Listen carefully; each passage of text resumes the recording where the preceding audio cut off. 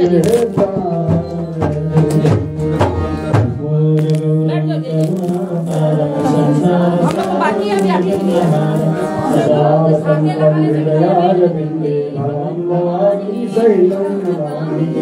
प्रभुन्नति हरि प्रसीद प्रसीद प्रसीद विश्वेश्वरि पाहि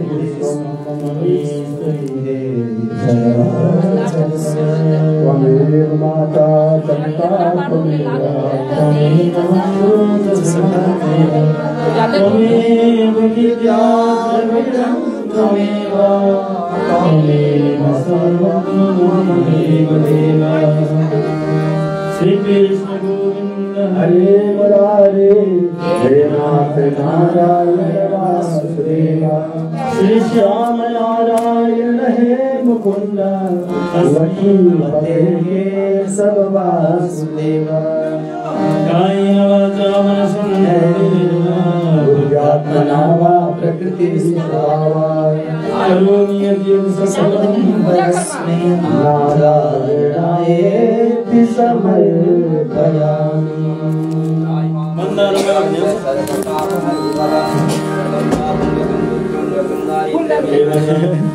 आर्ता सुख संपत्ति पुण्याच तव दर्शनात्।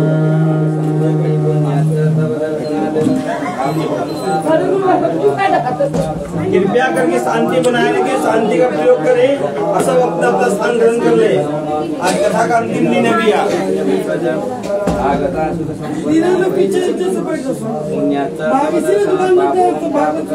भागवत भगवान की, श्री कृष्णचंद्र भगवान की, बाल मुकुंद भगवान की, गोवर्धननाथ भगवान की, रास बिहारी भगवान की, मणिवल्लभ भगवान की, यमुना महारानी की, गंगा मैया की, काशी विश्वनाथ भगवान की, सीताराम भगवान की, हनुमान जी महाराज की, भारत माता की, गौ माता की, सदगुरुदेव जी महाराज की, आज की आनंद की, जय जय श्री राधे। हर हर हर महादेव शंभो।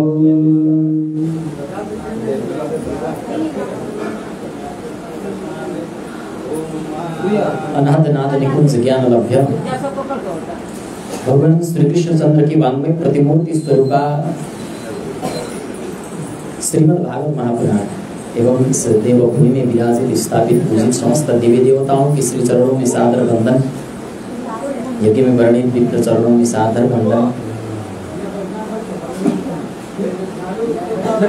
एवं इस कथा प्रांगण में उपस्थित आप सभी को स्वागत अभिवादन करते हुए आज हम अंतिम दिवस भागवत जी का समापन करेंगे, विश्राम करेंगे। सब प्रेम से बोलिए एक बार राधे राधे। सभी को बोलना है, दीदी नहीं बोलना। राधे राधे। उनका मूड अकेले में बोलना है ना। राधे राधे। मोदी जी कहते हैं ना, सबका साथ सबका विकास, साथ में कहना होगा। अरे राधे राधे। गर्मी बहुत है ना, मुझे ही लग रहा है, ऐसे तो नहीं सभी को लग रहा है। शांति से बैठिएगा तभी हम आगे बढ़ सकेंगे। क्या करें, शांति बनाए रखेंगे या तो आप लोगों के लिए समय प्रदान करना पड़ेगा। पहले अपना खत्म कर लीजिए, फिर हम चालू करेंगे। अच्छा, ऐसा भी हो सकता है, कोई बात नहीं, आप चाहें तो। अच्छा, कल भगवान श्री कृष्णचंद्र के ब्याह तक का जो प्रसंग था वो हमने श्रवण किया, यानी रुक्मिणी और कृष्ण विवाह प्रसंग।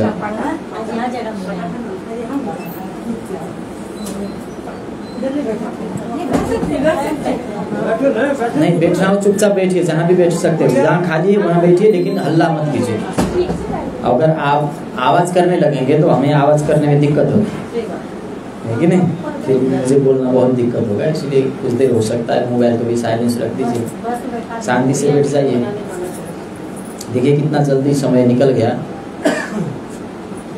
एक दिन 2 दिन करते करते बहुत जल्दी निकल गया। जीवन भी ऐसा ही है, पता भी नहीं चलता और पूरा जीवन निकल जाता है। आयु भी इसी तरह निकल जाता है, किसी को पता भी नहीं चलता। समय इतनी जल्दी निकल जाता है, वो किसी को पता ही नहीं होता, बस निकल जाता है, हाथ से छूट जाता है। जो समय है उसका सदुपयोग करें, ये बहुत बड़ी बात है। क्योंकि सबसे संपन्न लोग, सबसे दुनिया में सबसे धनी वो है, बिल गेट्स वो है जो जिसके पास समय है, क्योंकि वो उससे भी आगे बढ़ सकता है कि नहीं, संभावना बहुत है, क्योंकि समय है, समय से बढ़कर कोई भी और धन नहीं है। इसलिए इस समय का सदुपयोग करें हम सब मिलकर।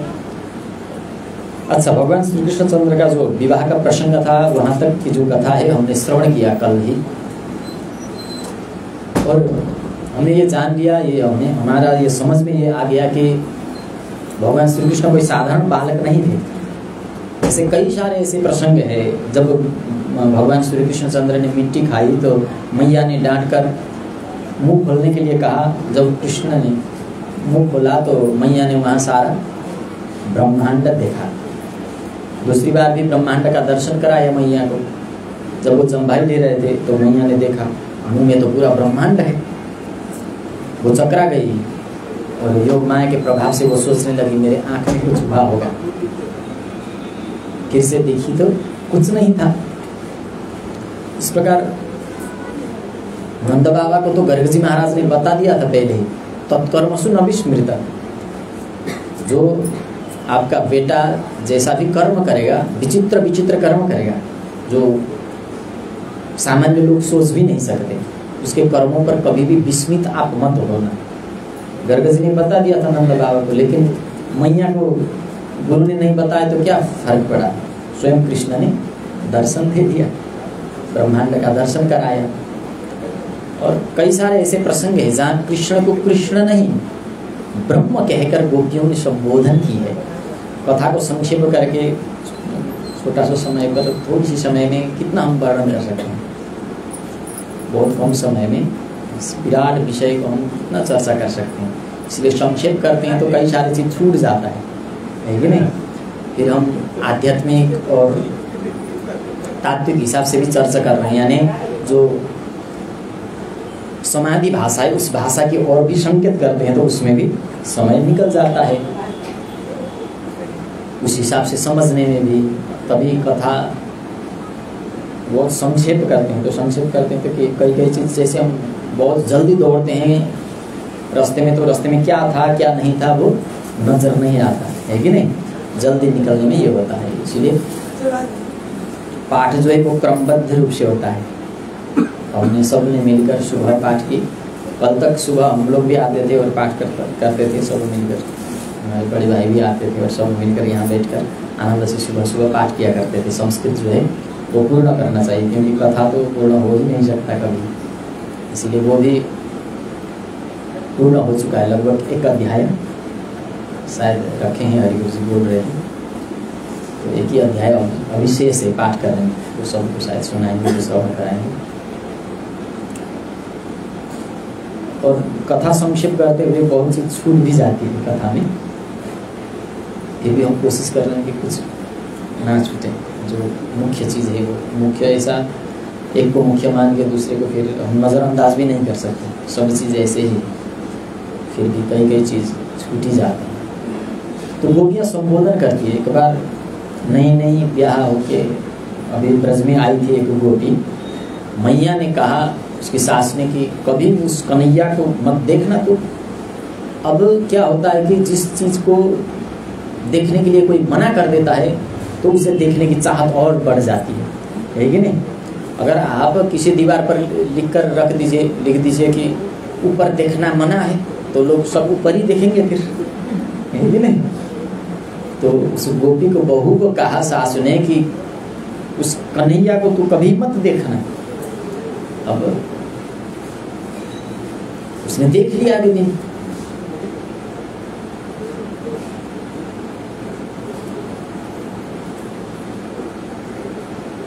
और देखी तो वो भी बहुत दिव्य स्वरूप में।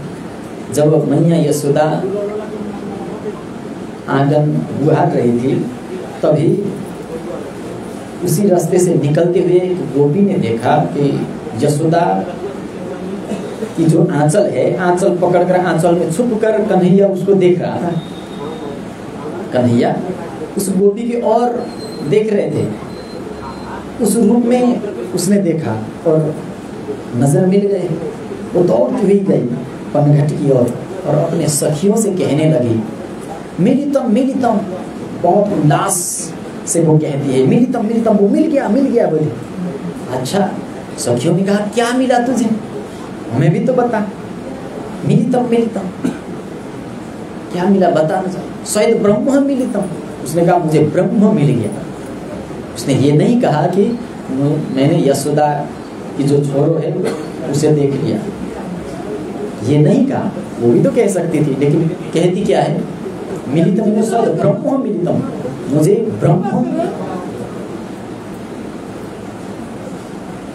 ब्रह्म मिल गया, ये कहती है वो। मिलितम मिलितम शायद ब्रह्म मिलितम। कहाँ मिला तुझे ब्रह्म, पूछा सखी ने। तो वो कहती है, इदानीं गोपवधूति पट्टांचल निबद्धम। गोपवधू यानी यशोदा के आंचल में छुपा हुआ मुझे ब्रह्म दिखाई दिया। कृष्ण को वो देखती थी तो वो ब्रह्म के रूप में देखती थी, ब्रह्म रूप में जानती थी। और संबोधन करती थी तो भी ब्रह्म के रूप में ही संबोधन किया करती थी गोपी।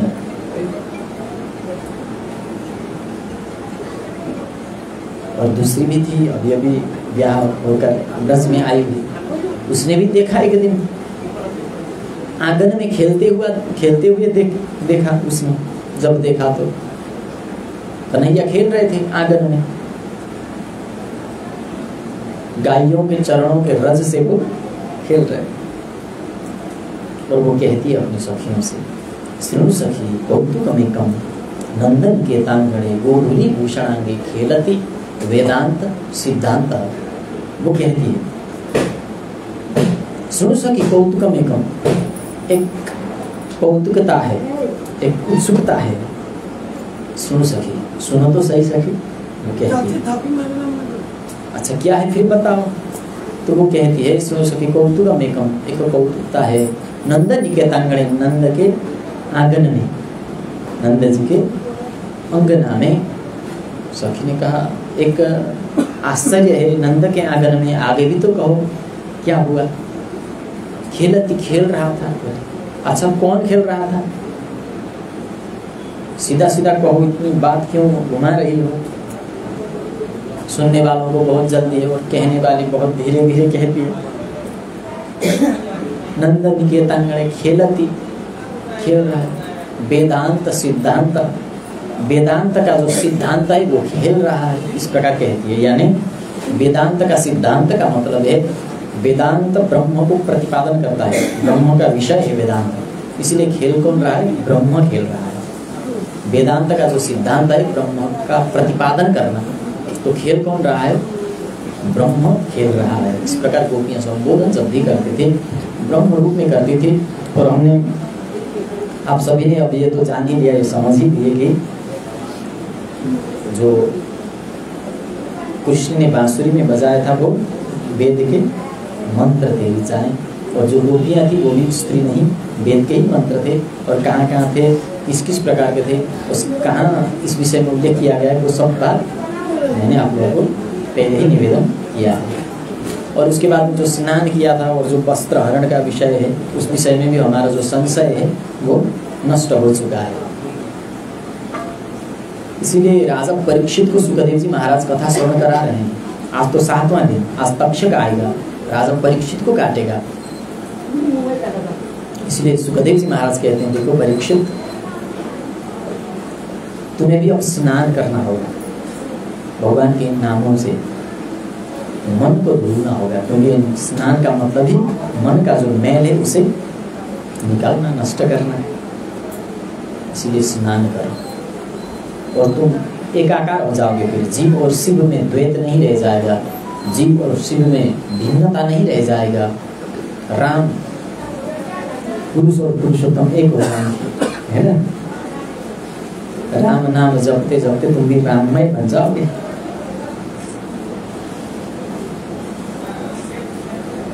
नर और नारायण में द्वैत नहीं रह जाएगा। इसीलिए भगवान का जो नाम है उन नामों का उद्गान करो और मन का जो मैल है, मन का जो विकार है उसे त्यागो।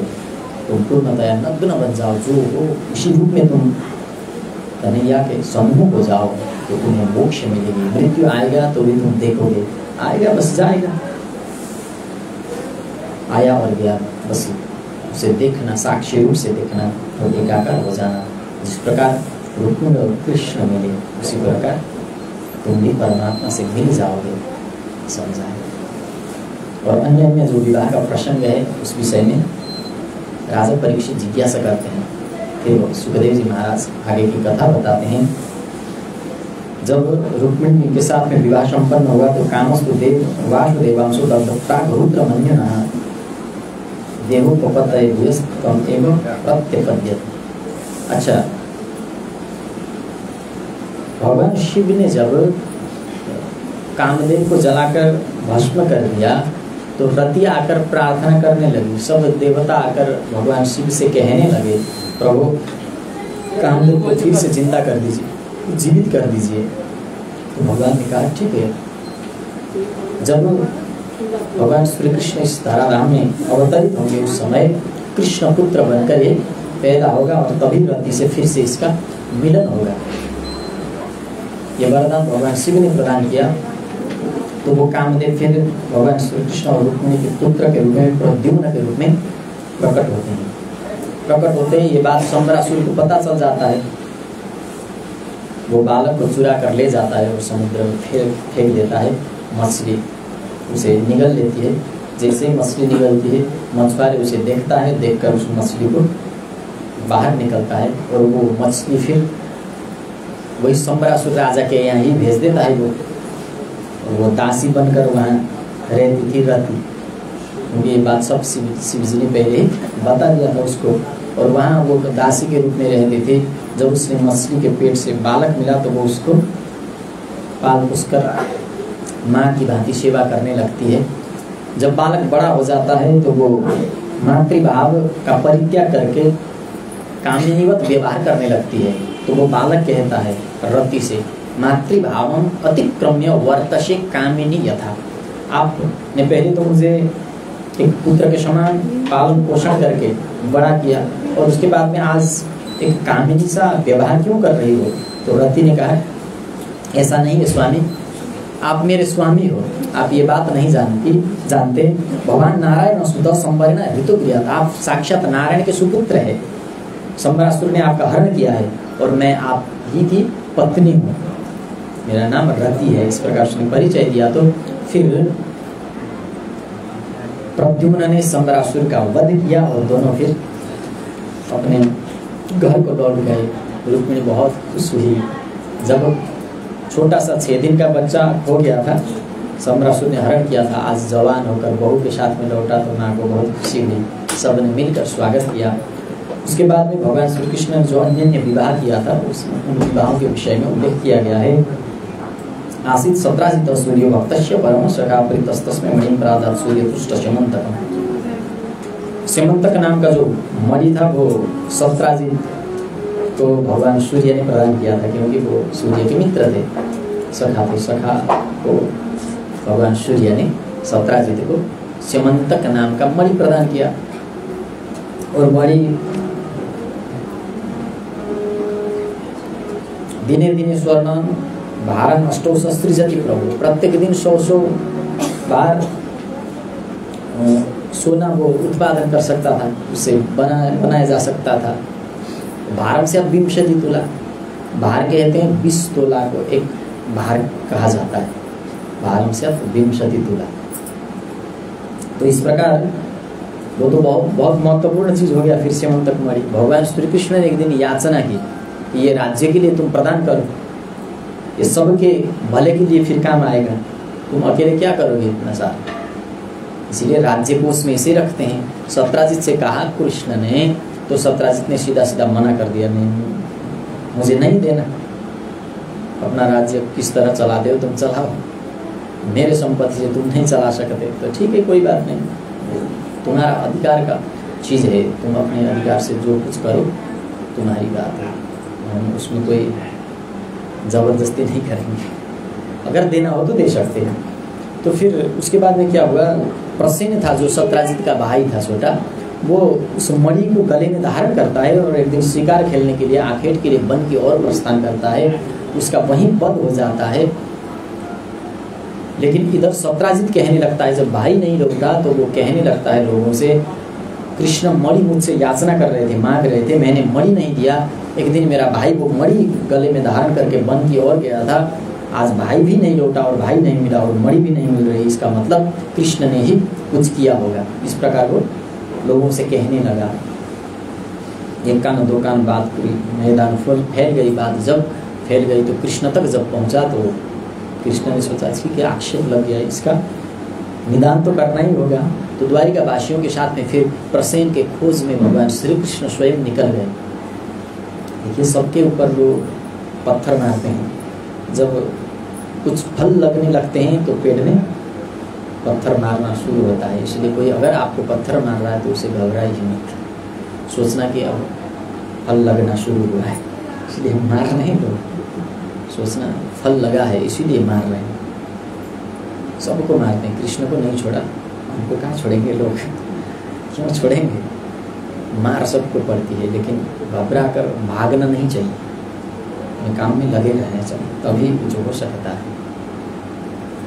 कर्म को परित्याग करेंगे, कर्मों को छोड़ेंगे तो फिर कुछ भी नहीं हो सकता। कर्म ही एक बदलने वाला, कर्म से ही भाग्य को बदला जा सकता है, अन्य कोई उपाय नहीं है। वो पूछ रही थी मुझसे, क्या पूछ रहे थे, एग्जाम में मेरा क्या होगा, हम मेहनत करोगे पास, नहीं तो फिर हाँ? मैंने उसको एक कथा सुनाया, वो कथा आपको भी सुनाना चाहता हूँ, बहुत महत्वपूर्ण है, अपने बच्चों को सुनाना, ये याद रखना, ये याद रखना शायद बहुत मूल्यवान चीज़ है, याद रखनी जैसी बात है। ये पूर्वीय दर्शन से ही संबंधित कथा है। विश्व का सर्वप्राचीन विश्वविद्यालय दो है जहाँ तक मैंने पढ़ा है, तक्षशिला और नालंदा। नालंदा शायद बिहार में ही आता है, नालंदा बिहार में आता है, और जो तक्षशिला है वो अभी अफगानिस्तान में पड़ता है। पहले तो वो भारत ही था। वहाँ एक बच्चा पढ़ता था, बहुत सारे बच्चे थे और वहीं एक बच्चा भी था, विशेषता कुछ उसने अपना पहचान बना लिया, उसको आज सब जानते हैं। वो बच्चा भी वहीं था। पहले हमारा जो परंपरा है वो श्रुति का परंपरा है, पहले लिखने का जो परंपरा है वो नहीं था, ये तो अभी अभी मिस्र से शुरू हुआ है। जो लिखने की जो पद्धति है वो अभी शुरू हुआ है, मिस्र से शुरू हुआ है। और वहाँ वो बच्चा पढ़ता था, सब बच्चों को गुरु ने पाठ दिया, मंत्र दिया, ये कल तुम लोगों को फिर हमें सुनाना है। तो लिखने का कोई साधन थे ही नहीं तब, वो सुनते और श्रुति परंपरा का मतलब ये, फिर जो गुरु से सुना वही बताते, फिर अपने शिष्यों को बताते, उसी रूप से ये चलता आ रहा है। तो वो बच्चा वहाँ आया और सब बच्चों ने बारी बारी से जब पाठ श्रवण कराने लगे, गुरु को बताने लगे, सुनाने लगे, तो वो बच्चा की जब बारी आई, सुनाओ पाठ कल जो मैंने दिया था, गुरु ने कहा, तो वो बच्चा खड़ा हो गया और कोशिश किया, बहुत कोशिश की, मगर नहीं सुना पाया, उसे याद ही नहीं हुआ। बहुत कोशिश के बाद भी तो गुरुजी ने कहा, पहले तो दंड दिया करते थे ना शिक्षक गुरु, लेकिन आजकल तो बच्चों को मारना बहुत मना है, कानून बना दिया पूरा, देखो कोई बात नहीं हुआ। गुरु ने कहा हाथ आगे कर, फिर हाथ में छड़ी दिया और मारने लगे।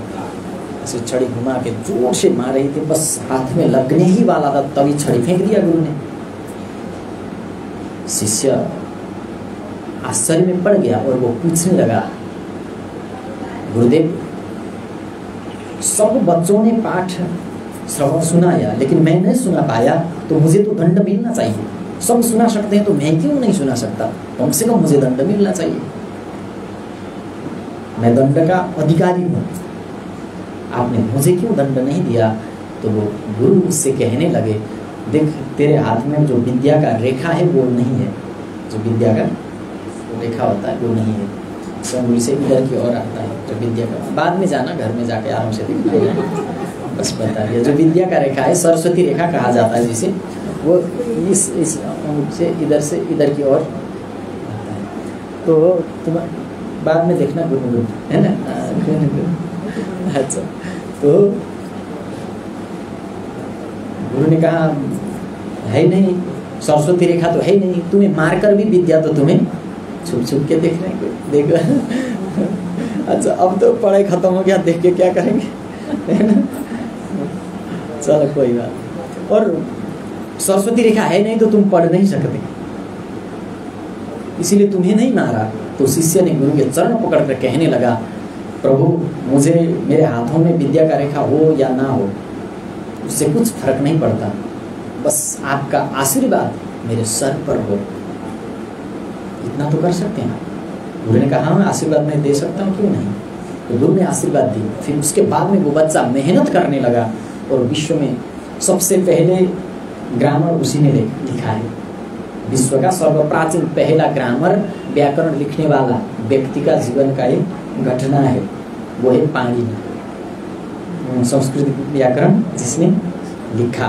और उसी व्याकरण के आधार पर आज विश्व के पूरे विश्व के 97% जो लैंग्वेज है उसी से बना है। 97 विश्व के, यहाँ भारत की बात नहीं कर रहा हूँ, विश्व भर की 97% लैंग्वेज संस्कृत से गया है, उसी का देन है। और 102 करोड़ 50 लाख शब्द संस्कृत के हैं, जो 3 साल में पूरा 102 करोड़ 50 लाख शब्दों का भंडार आपके पास होगा। 3 साल में वो व्याकरण आपको उन सारे शब्दों का अर्थ बता देगा। ऐसा अद्भुत ग्रंथ का रचना उसने किया कर्म के द्वारा। इसलिए कर्म से भाग्य को बदला जा सकता है, कर्म से अपने नियति को बदला जा सकता है। बच्चों को सुनाइएगा, याद रखिएगा, है कि नहीं, बहुत सुंदर चीज़ है। तो बच्चे तो आते नहीं आजकल कथा सुनने, इसीलिए दो तो आ गए कहीं से भटक के। भागवत भगवान की जय। तो आप लोगों को सुनाना पड़ता है, उनके लिए भी कम से कम ले जाके सुनाए यहाँ से। अच्छा, तो इस प्रकार तुम अपने आप को बदल सकते हो परीक्षित, कर्म के माध्यम से बदला जा सकता है। और कर्म से कोई भी आक्षेप करता है तो हम कर्म से ही उसे भी जवाब दे सकते हैं। भगवान श्री कृष्ण निकल गए प्रसेन को ढूंढने के लिए, तो वन में जाकर देखा कि वो तो मर चुका है और वहाँ भी मणि नहीं मिला। तो फिर उससे आगे जो जाम्बवन थे, जाम्बवन का जो पग चिन्ह था उसे पीछा करते हुए वो जाने लगे। तो एक गुफा के अंदर जाकर वो घुस गया। जो द्वारिकावासी थे उनसे कहने लगे, कन्हैया कि तुम लोग बाहर ही रहो, ठहरो, मैं अंदर जाकर देखकर आता हूँ। अंदर गए तो 1 दिन 2 दिन 3 दिन 4 दिन 5 दिन 6 दिन 7 दिन 8 दिन ऐसे कई दिन बीते, लेकिन गुजर गए, वो लौटे नहीं। तो जो द्वारिकावासी कृष्ण के साथ में गए थे वो लौट कर द्वारिका आ गए। और द्वारिका के लोग अब कहने लगे, ये जो सत्राजित है बहुत दुष्ट है, कृष्ण को अनेक आक्षेप लगाकर इसने यहाँ से भगा दिया, क्या हो गया कृष्ण का पता नहीं। इस प्रकार वो विलाप करने लगे। इधर भगवान श्री कृष्ण जब उस बिल के अंदर घुस गए तो एक छोटी सी कन्या उस मणि के साथ में क्रीड़ा कर रही थी, खेल रही थी मणि से। देखा कन्हैया ने तो ज़्यादा बात क्यों करना, मैं इस मणि के लिए आया हूँ। मणि उससे छीन लिया और निकलने ही वाले थे, तभी वो कन्या रोने लगी। जब रोने लगी तो उसका पिता आ गया, जाम्बवन आ गए और जाम्बवन आकर भगवान श्री कृष्ण से युद्ध करने लगे। बहुत दिनों तक युद्ध हुआ। युद्ध होने के बाद में जब वो जीत न सके तो फिर स्तुति करने लगे और कहने लगे, प्रभु आप तो कोई महापुरुष हो, भगवान के साक्षात अवतार हो, नहीं तो मैं युद्ध में कब का आपको हरा चुका हूँ, आप हार चुके हो, आप कौन है, मुझे दर्शन दीजिए। इस प्रकार जब जाम्बवन ने प्रार्थना किया तो भगवान ने दिव्य रूप में दर्शन दिया। तब जाम्बवन बहुत खुश हो गए और कहने लगे आपका यहाँ आने का कारण क्या है प्रभु। तो भगवान ने सब घटना जो था वो विस्तार से बता दिया। तो उसने कहा जाम्बवन ने, देखो मैंने बेटी के हाथ में ये दे दिया मणि, इसलिए जो बेटी को दिया है उससे फिर हम छीन नहीं सकते। आप अगर बेटी को ले जाएंगे तो ये भी आप ही का हो जाएगा, है कि नहीं। तो जाम्बवती को फिर दे दिया और जाम्बवती के साथ में फिर भगवान श्री कृष्ण ने विवाह की और द्वारिका आ गए। द्वारिका आकर फिर सत्राजित को बुलाकर कहा ये मणि तुम ले जाओ, देखो मुझे तुमने जो आरोप लगाया था वो तो झूठा था, वो झूठ निकला, क्योंकि इसका प्रमाण ये है, देखो ये लड़की भी साथ में आई है, इसे देखो, वो बताएगी सब क्या हुआ था। तो बहुत लज्जा हुआ सत्राजित को और कहने लगा प्रभु मुझे क्षमा करना। भगवान ने कहा मणि तो रखो तुम। मणि जब भगवान ने रखा तो उसने कहा प्रभु मैं नहीं रखूँगा ये मणि, आप ले जाइए। भगवान ने कहा मैं ऐसे तो नहीं ले जाने वाला हूँ। तब सत्यभामा को फिर उसने अपनी जो पुत्री थी उसे प्रदान किया सत्राजित ने भी, और फिर से वो मणि कन्हैया को ही दिया। उस माध्यम से कन्हैया ने प्रत्यक्ष नहीं दिया तो बेटी दिया, और बेटी के माध्यम से फिर मणि भी प्रदान की। और इस प्रकार जब वो मणि फिर से आया तो सत्राजित को कहा भगवान ने ठीक है मणि तो तुमने किसी तरह मेरे ही हाथ लगाया, मगर अब ये काम करो, एक काम करो, ये इसका सुरक्षा जो है तुम ही करना, हम नहीं कर रहे। तो सत्राजित उसके सुरक्षा में लग गया। इसके बाद में एक दिन अक्रूर और कृतवर्मा मिलकर, मित्र ही है बिगाड़ने वाला, बिगड़ने की जो अवसर है, जो मौका है, वो मित्र प्रदान करते हैं, न कि शत्रु। शत्रु कभी नहीं ये कहता कि आज कोई नहीं है घर में, घर को चोरी करते हैं।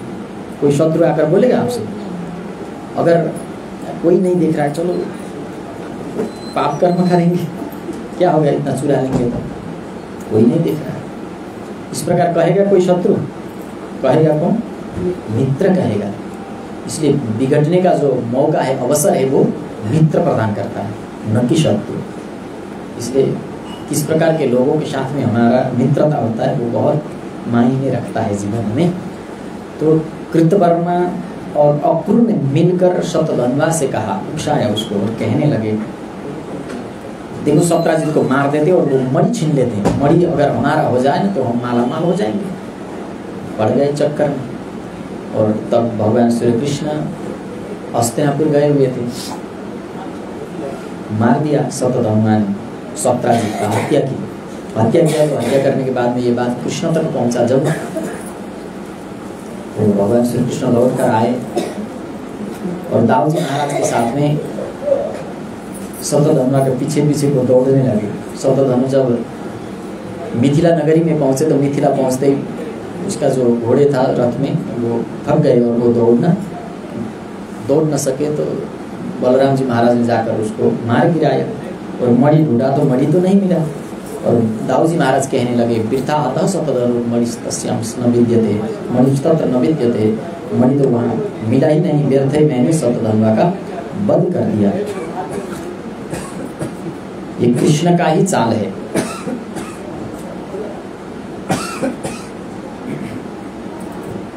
मणिस्तत्र न विद्यते, ये धन के कारण देखो भाई भाई में भी झगड़ा शुरू हो गया। और बलराम जी कहने लगे धन से संबंध बिगड़ जाता है, दोषी कोई भी नहीं है। बलराम जी भी कह रहे हैं मैंने व्यर्थ ही मारा शतधन्वा का, कम से कम मुझसे हत्या हो गई, मुझे हत्या नहीं करना चाहिए था, मुझसे आज हत्या हो गया, मुझे नहीं करना था क्योंकि मणि तो वहां था नहीं। ये बात कृष्ण को पता था इसलिए उसने नहीं मारा, वो कहते हैं। और कृष्ण को पता ही नहीं मणि किसके पास है, क्योंकि शतधनु ने सत्राजित का हत्या किया था इसलिए उसे मार गिराया, लेकिन मणि उसके पास नहीं है। तो भगवान श्री कृष्ण लौट गए। दाऊजी महाराज ने कहा मुझे द्वारिका नहीं जाना, वो राजा जनक के आश्रम की ओर चल दिए और वहीं दुर्योधन को गधा का जो शिक्षा है वो प्रदान किया। तो जब द्वारिका लौटे कृष्ण, भगवान श्री कृष्ण तो लौट जाने के बाद में वो बाहर से बोलकर मणि को नहीं ढूंढ रहे थे, बस अंदर अंदर से ही वो पता कर रहे थे कहाँ है वो मणि, कहीं तो होगा, ऐसे गायब तो नहीं हो सकता। तो बात एक दिन ऐसी बात सुना कि काशी में जो है भंडारा चलता है, बड़ा अद्भुत भंडारा, सोने के थाल में भोजन परोसा जाता है और जिसे वो भोजन दिया जाता है वो थाली भी उसी को दान दिया जाता है। इतना सोना कहाँ से आया होगा, कौन देता होगा, जरा हम भी देख के आए। एक दिन भगवान श्री कृष्ण जब गए काशी, जाकर देखा तो वहाँ अपूर्व जी महाराज, अपूर्व देखते ही भगवान श्री कृष्ण के चरण पकड़ कर कहने लगे, प्रभु मुझे क्षमा कर। कृष्ण ने कुछ कहा नहीं, उन्होंने ही सब कुछ कहा। ऐसा हुआ प्रभु ये मणि हमारे पास है। देखिए अपूर्व जैसे लोगों को भी बिगाड़ देता है। जब ऐसे मणि कोई देखता है तो हत्या करने के लिए उत्सुक हो जाते हैं, हत्या करवाते हैं, खुद नहीं करते तो भी। सप्तधर्मा से हत्या करवाई उन्होंने सत्राजित का। तो फिर आगे भगवान श्री कृष्ण की जो अन्य विवाह है उसका प्रसंग है, आप लोग गिनते रहिएगा। कितने, 3 तो हो गया ना, 16,108 करना है, 3 हो गया। रुक्मिणी से कल हुआ था सत्यभामा और जाम्बवती। और उसके बाद में पांडवों से मिलने के लिए एक दिन हस्तिनापुर इंद्रप्रस्थ गए हुए थे भगवान श्री कृष्ण। तभी अर्जुन के साथ में वो एक दिन यमुना किनारे घूमने निकलते हैं। जब भगवान श्री कृष्ण और अर्जुन निकल रहे थे, घूम रहे थे, तो घूमते घूमते उन्होंने देखा कि एक बहुत सुंदर कन्या यमुना किनारे तपस्या कर रही है। अर्जुन से कहा भगवान ने, जाओ तो देखो अर्जुन, वो कौन है, पूछो उससे। तो अर्जुन जाकर पूछने लगे, तुम कौन हो देवी? कातम कस्यासी सुष्मणि बुद्धोसी किम चिकीर्षसि, यहाँ क्या कर रही हो? तो उस कन्या ने कहा, अहम देवस्य सवितुर्दुहिता पतिमिच्छति विष्णु वरेण्यम वरदम तपः परम आस्थित। मैं सूर्य पुत्री हूँ और भगवान श्री कृष्ण को मैं पति रूप में पाना चाहती हूँ। तो अर्जुन ने मुस्कुराते हुए कहा, फिर देरी किस बात की? कृष्ण तो मेरे साथ में आए हुए, चलो फिर इस प्रकार कालिंदी के साथ में भी विवाह संपन्न हुआ। और तभी खांडव वन में चारों ओर से आग लगा हुआ था। वहाँ मय नाम का दानव चारों ओर से आगों से घिर गया था और वो जल रहा था। तभी भगवान श्री कृष्ण के कहने पर अर्जुन ने उसे बचा लिया और वो बच गया। तो उसने भी पांडवों के लिए बहुत दिव्य भवन बनाया, भवन बनाकर उसने प्रदान किया। तभी भागवत भगवान की राधे राधे। अच्छा, भवन बनाकर फिर पांडवों को प्रदान किया मय ने। और उज्जैन के राजा थे बिंद और अनुबिंद नाम के, उनकी भगिनी बहन थी, छोटी बहन मित्रबिंदा। और मित्रबिंदा से भी भगवान ने विवाह रचाई। उसके बाद में नागनजित नाम कौशल्य आसित राजा थी धार्मिक। नागनजित नाम का एक राजा था, बहुत धार्मिक। तस्य सत्या भवत कन्या, सत्या नाम की वो कन्या थी। सप्तगो शान, 7 बैलों को नथ कर भगवान श्री कृष्ण ने उसे भी अपना बना लिया। और उसके बाद में तो विधिवत रूप से आकर विवाह किया। और फिर भद्रा के साथ में विवाह संपन्न हुआ, जो सुतकीर्ति की पुत्री थी। और मध्य देश के राजा की जो पुत्र थी लक्ष्मणा, उनके साथ में भी भगवान श्री कृष्ण ने विवाह किया। इस प्रकार 8 कन्याओं के साथ में विवाह संपन्न हुआ, जिसे पटरानियां कहा जाता है। और जो प्रकृति के 8 तत्व है वही 8 पटरानियां हैं। जैसे गोपियों को भी हम समझ गए कि वो मंत्र थी, और जो 8 ये पटरानियां हैं वो प्रकृति के 8 तत्व है, क्योंकि परमात्मा प्रकृति के स्वामी है और जीव जो है प्रकृति का दास है। भूमि आप नलो वायु खम नो बुद्धि एवच अहंकार इतियम में भिन्न प्रकृति अष्टधा। यानी जो प्रकृति के 8 तत्व है वही ये 8 पटरानियां हैं। एक एक तत्व का संबंध इन एक एक रानियों से, अथवा हर एक रानी एक न एक 8 तत्वों में से एक न एक तत्व से संबंध रखती है। और किसी समय कहीं और अगर समय मिल गया तो फिर इस विषय में कौन सी रानी कौन सी तत्व से संबंध रखती है, इस विषय में हम बताएंगे कभी न कभी, कहीं अगर मिलना हुआ तो। ठीक है, नहीं तो आज तो यूट्यूब का ज़माना है, डाल देंगे, कोई बात नहीं, उधर ही देख लेना। अच्छा, तो इस प्रकार 8 रानियों के साथ में विवाह संपन्न हुआ। कल 1 से हुआ तो हमने धूमधाम से विवाह उत्सव मनाया था। आइए एक भजन के माध्यम से आनंद लेते हैं, फिर आगे की जो प्रसंग है उसे संक्षेप में वर्णन करते हुए आज पूर्णता भी प्रदान करना है, इसीलिए मैं कथा को संक्षेप करके आगे बढ़ रहा हूँ। भागवत भगवान के, कृष्णचंद्र भगवान के।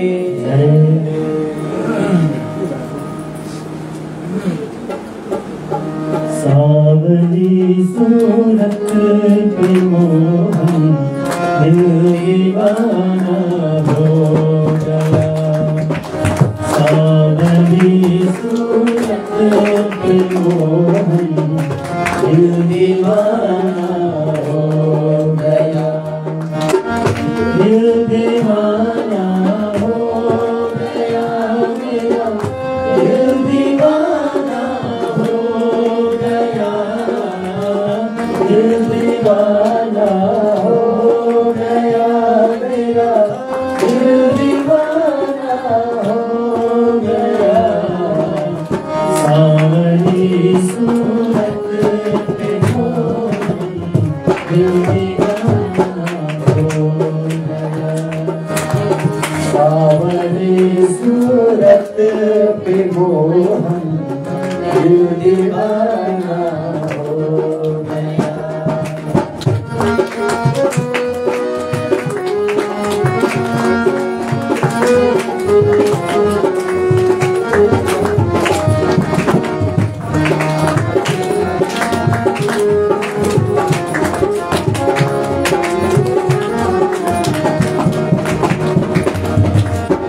एक तो तेरे नैन फिर से दूसरा काजल लगा।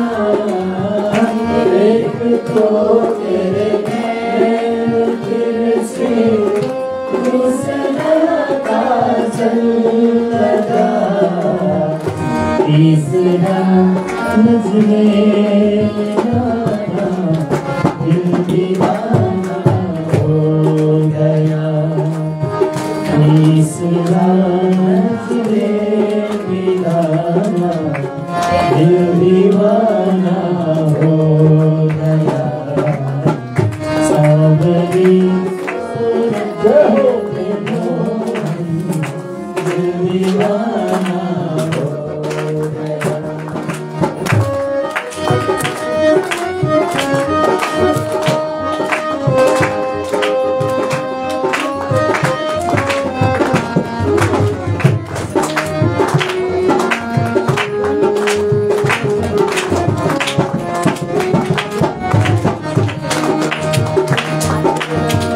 एक तो तेरे होठ खतरे, दूसरा लागी नहीं। एक तो तेरे होठ खतरे, दूसरा लागी नहीं। तीसरा तेरा मुस्कुराना दिल दीवाना हो गया। तीसरा तेरा मुस्कुराना दिल दीवाना हो गया।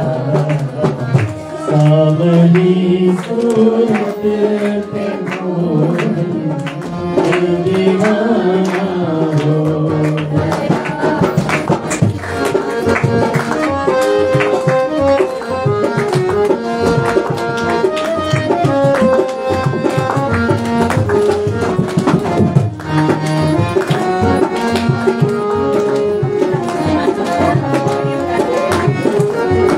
तो तेरे हाथ को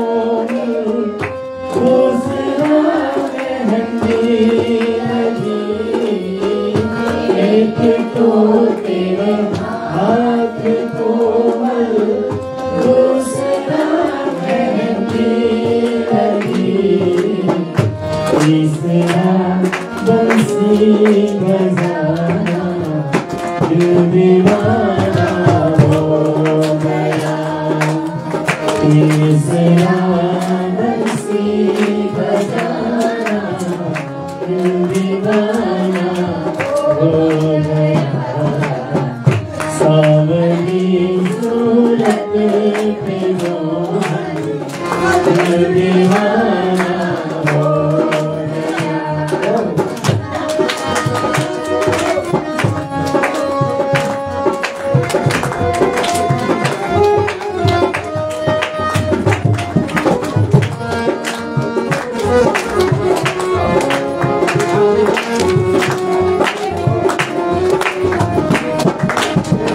एक तो तेरे पाँव नाजुक, दूसरा पायल बंधनी।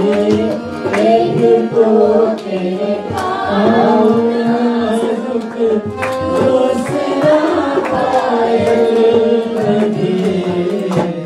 तीसरा घुंघरू बजाना दिल दीवाना हो गया। तीसरा घुंघरू बजाना दिल दीवाना हो गया। सावली सूरत पे मोहन दिल दीवाना हो गया।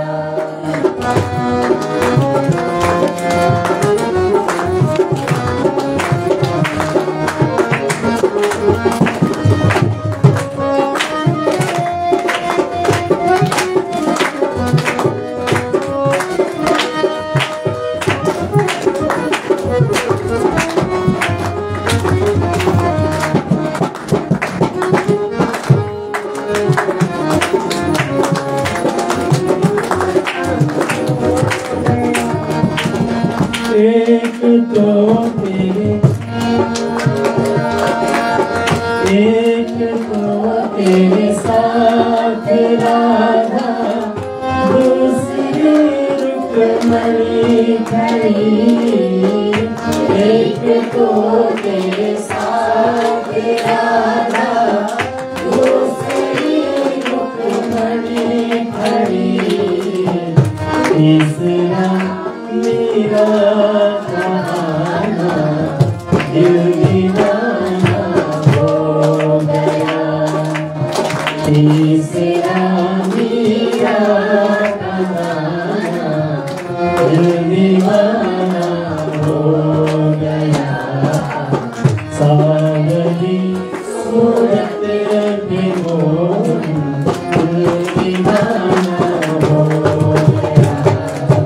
सावली सूरत पे मोहन दिल दीवाना हो गया। दिल दीवाना हो गया मेरा, दिल दीवाना हो गया। दिल दीवाना हो गया मेरा, दिल दीवाना हो गया। सावली सूरत पे मोहन दिल दीवाना हो गया। सावली सूरत पे मोहन दिल दीवाना हो गया। सावली सूरत पे मोहन दिल दीवाना दिल दीवाना दिल दीवाना हो गया।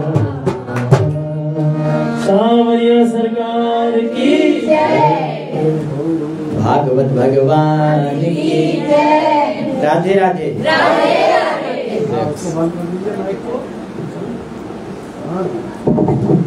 आवाज करेगा नहीं तो उसको ऑफ कीजिए।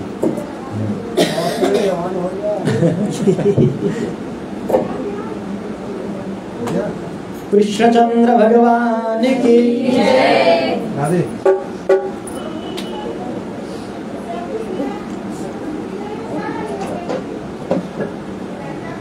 भगवान श्री कृष्ण को संदेश प्राप्त हुआ कि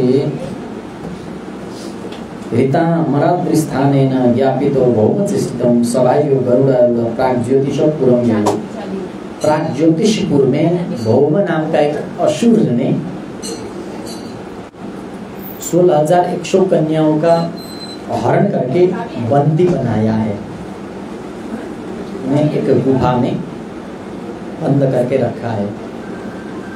ये जब भगवान श्री कृष्ण को पता चला तो सब भाइयों यानी सत्यभामा के साथ में गरुडारूढ़ होकर वो प्राग्ज्योतिषपुर यानी भौमासुर के नगर पर जब पहुंचे और वहां पहुंचकर पांचजन्य ध्वनि यानी शंख बजाया, युद्ध का संकेत, यानी हम आ गए, अब निकलो बाहर, युद्ध करो हमसे।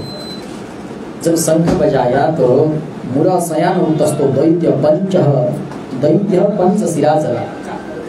तुरंत वहां से मूर नाम का दानव उठ खड़ा हुआ जो भौमासुर का सेवक था, रक्षक था। वो आ गया युद्ध के लिए। उसे श्रीराम से चक्रेण जहर लीलाया, खेल खेल में ही भगवान श्री कृष्ण ने अपने सुदर्शन चक्र के द्वारा उसका उद्धार किया। और उसके बाद में फिर भौमासुर आ गया और वैदे धृतायुधा अनेक प्रकार के शस्त्र अस्त्रों के साथ में युद्ध किया। उसके बेटे भी आए और युद्ध करने लगे, सबका अहंकार नष्ट कर दिया। जब संपूर्ण प्रकार से वो नष्ट हो गए, भौमासुर का पुत्र था भगदत्त, उसे भी मारने के लिए भगवान श्री कृष्ण जब आगे बढ़े तो भूमि ने आकर प्रार्थना की। जो भौमासुर है वो भूमि पुत्र है, भूमि का पुत्र है वो, इसलिए भूमि आकर कहने लगी, नमस्ते देव देवेश शंख चक्र गदाधर, प्रभु आपको मैं बंधन करती हूँ। जो भौमासुर का पुत्र है, मेरा जो नाती है, उसका रक्षा कीजिए, इसे अभय प्रदान कीजिए, वो बहुत डरा हुआ है प्रभु आपसे, और इसका वध मत करिए। इस प्रकार वो प्रार्थना करती है और उसकी प्रार्थना को भगवान सुन लेते हैं और भगदत्त को अभय प्रदान करते हैं। और उसके बाद में उन कन्याओं से कहते हैं, जाओ तुम अपने अपने घर। तो कन्या कहती है, प्रभु अब हमें कौन स्वीकारेगा, क्योंकि भौमासुर ने हमें यहाँ ले आकर बंदी बनाया है, अब हमें कोई नहीं स्वीकारेगा प्रभु। अगर कोई स्वीकारने वाला है तो वो आप ही है, इसलिए हम सब चाहती है कि आप हमें स्वीकारें। इस प्रकार जो उन्होंने कहा तो भगवान श्री कृष्ण ने कहा, ठीक है, फिर अगर कोई तुम्हें नहीं स्वीकार रहा तो हम स्वीकारते हैं तुम्हें। तो फिर 16,100 कन्याओं के साथ में भी विवाह संपन्न हो गया। इस प्रकार 16,108 रानियों के साथ में भगवान श्री कृष्ण ने विवाह किया। कृष्णचंद्र भगवान की। और विवाह का मतलब वो है कि दो एक होना है ना। दूल्हा और दुल्हन जब एक हो जाते हैं तो उस प्रक्रिया को हम क्या कहते हैं, विवाह। और ये जो विवाह है ये नर और नारियों का मिलन नहीं है, पुरुष और स्त्री का मिलन नहीं है। जो वेद में जो 4 वेदों में 1,00,000 मंत्र है, 1,00,000 में से जो 4,000 ज्ञान कांड के मंत्र थे उनके विषय में हमने कल कथा सुनी। जो गोपियाँ थी ब्रज की, वो 4,000 ज्ञान कांड की थी, इसलिए वो गाली भी देती है, ज्ञानी को गाली भी देता है। ज्ञानी स्वीकारता नहीं, तर्क करता है, बहुत सवाल जवाब करता है, ये नहीं हुआ तो ये क्यों हुआ, ये हुआ तो वो क्यों नहीं हुआ, है कि नहीं। इसीलिए बहुत आवाज़ होता है, स्वर होता है। जहाँ ज्ञानी होते हैं, जहाँ भक्त होते हैं, वहाँ शांति होता है। भक्ति का ये लक्षण है।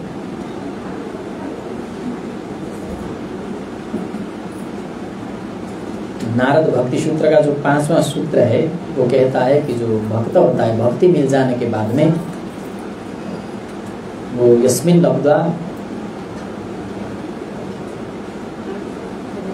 किम न इच्छति, कुछ भी नहीं चाहता, किम न सोचती, कुछ भी नहीं सोचता, किम न द्वेष्टि, किसी से द्वेष नहीं करता, न तो किसी चीज से वो किसी चीज का चाहत ही करता है।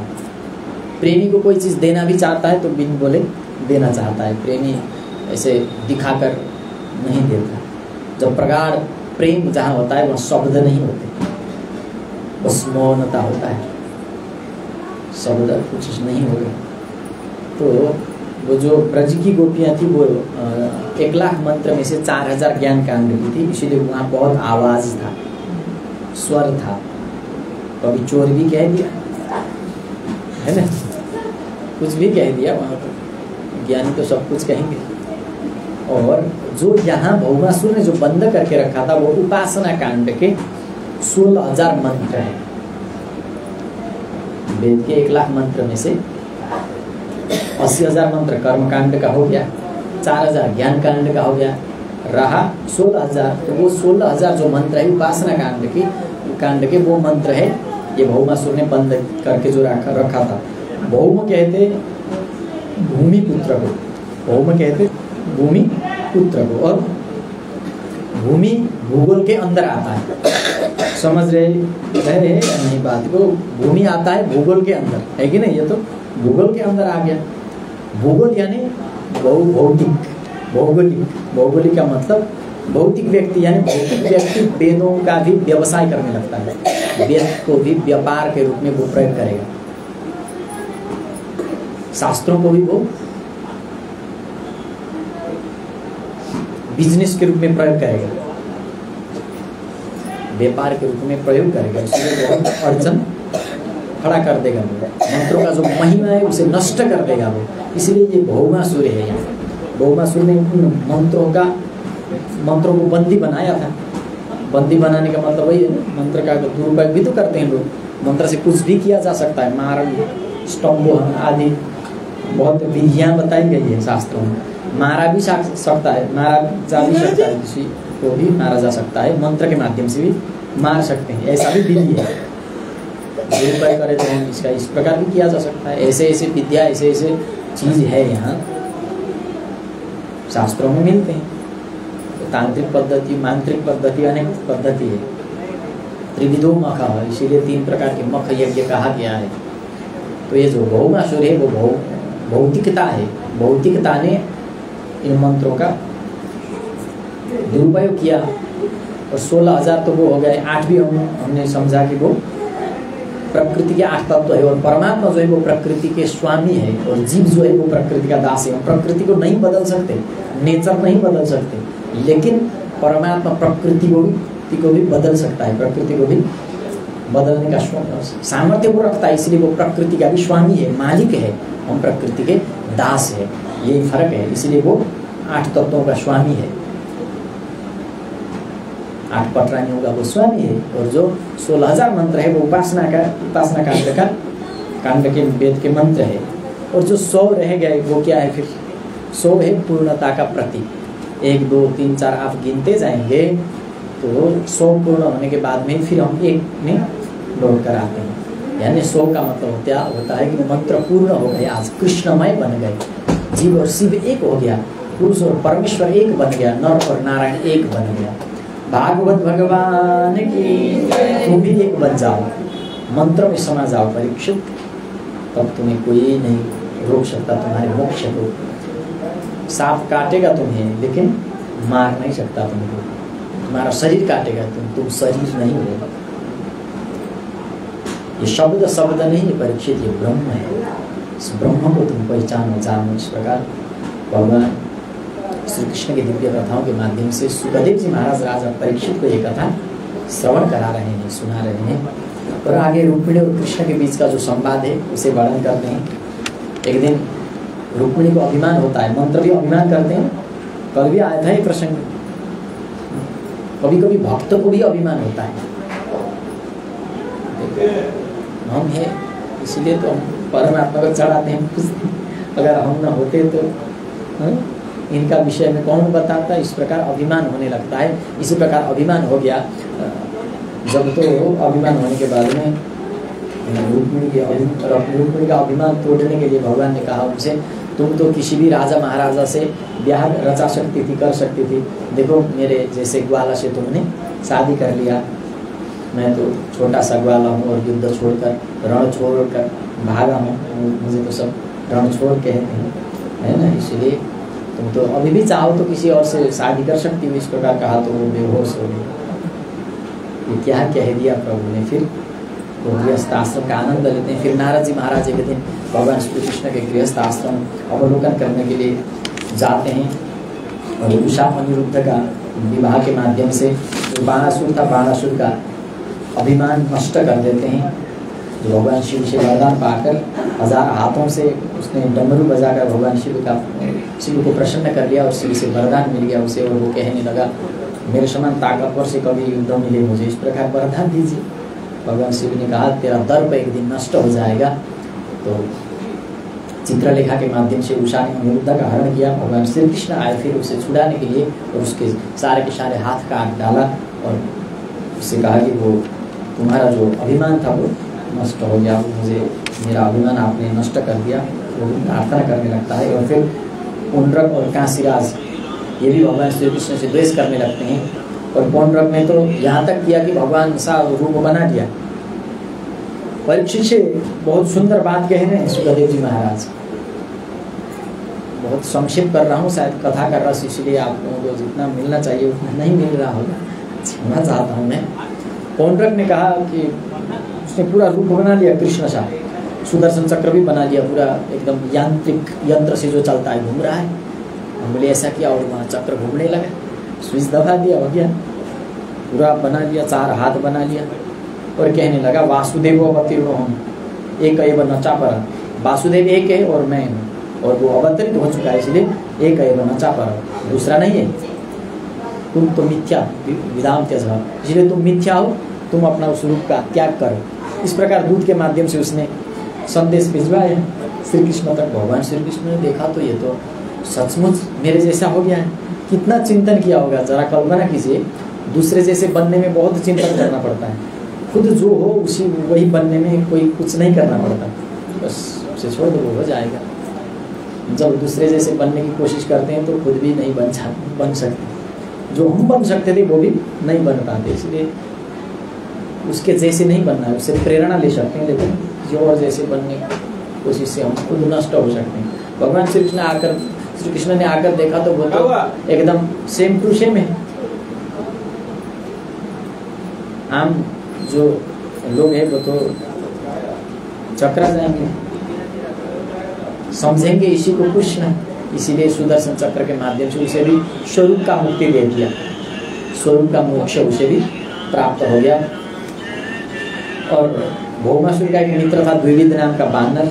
जब दाऊजी महाराज गोपियों से मिलने के लिए ब्रज गए थे, उस समय वो द्विविद आता है और वनों में जब वो क्रीड़ा कर रहे थे, घूम रहे थे, तब आकर वो आक्रमण करता है। तो उस द्विविद का भी दाऊजी महाराज अभिमान नष्ट कर देते हैं, उसे भी मार गिराते हैं।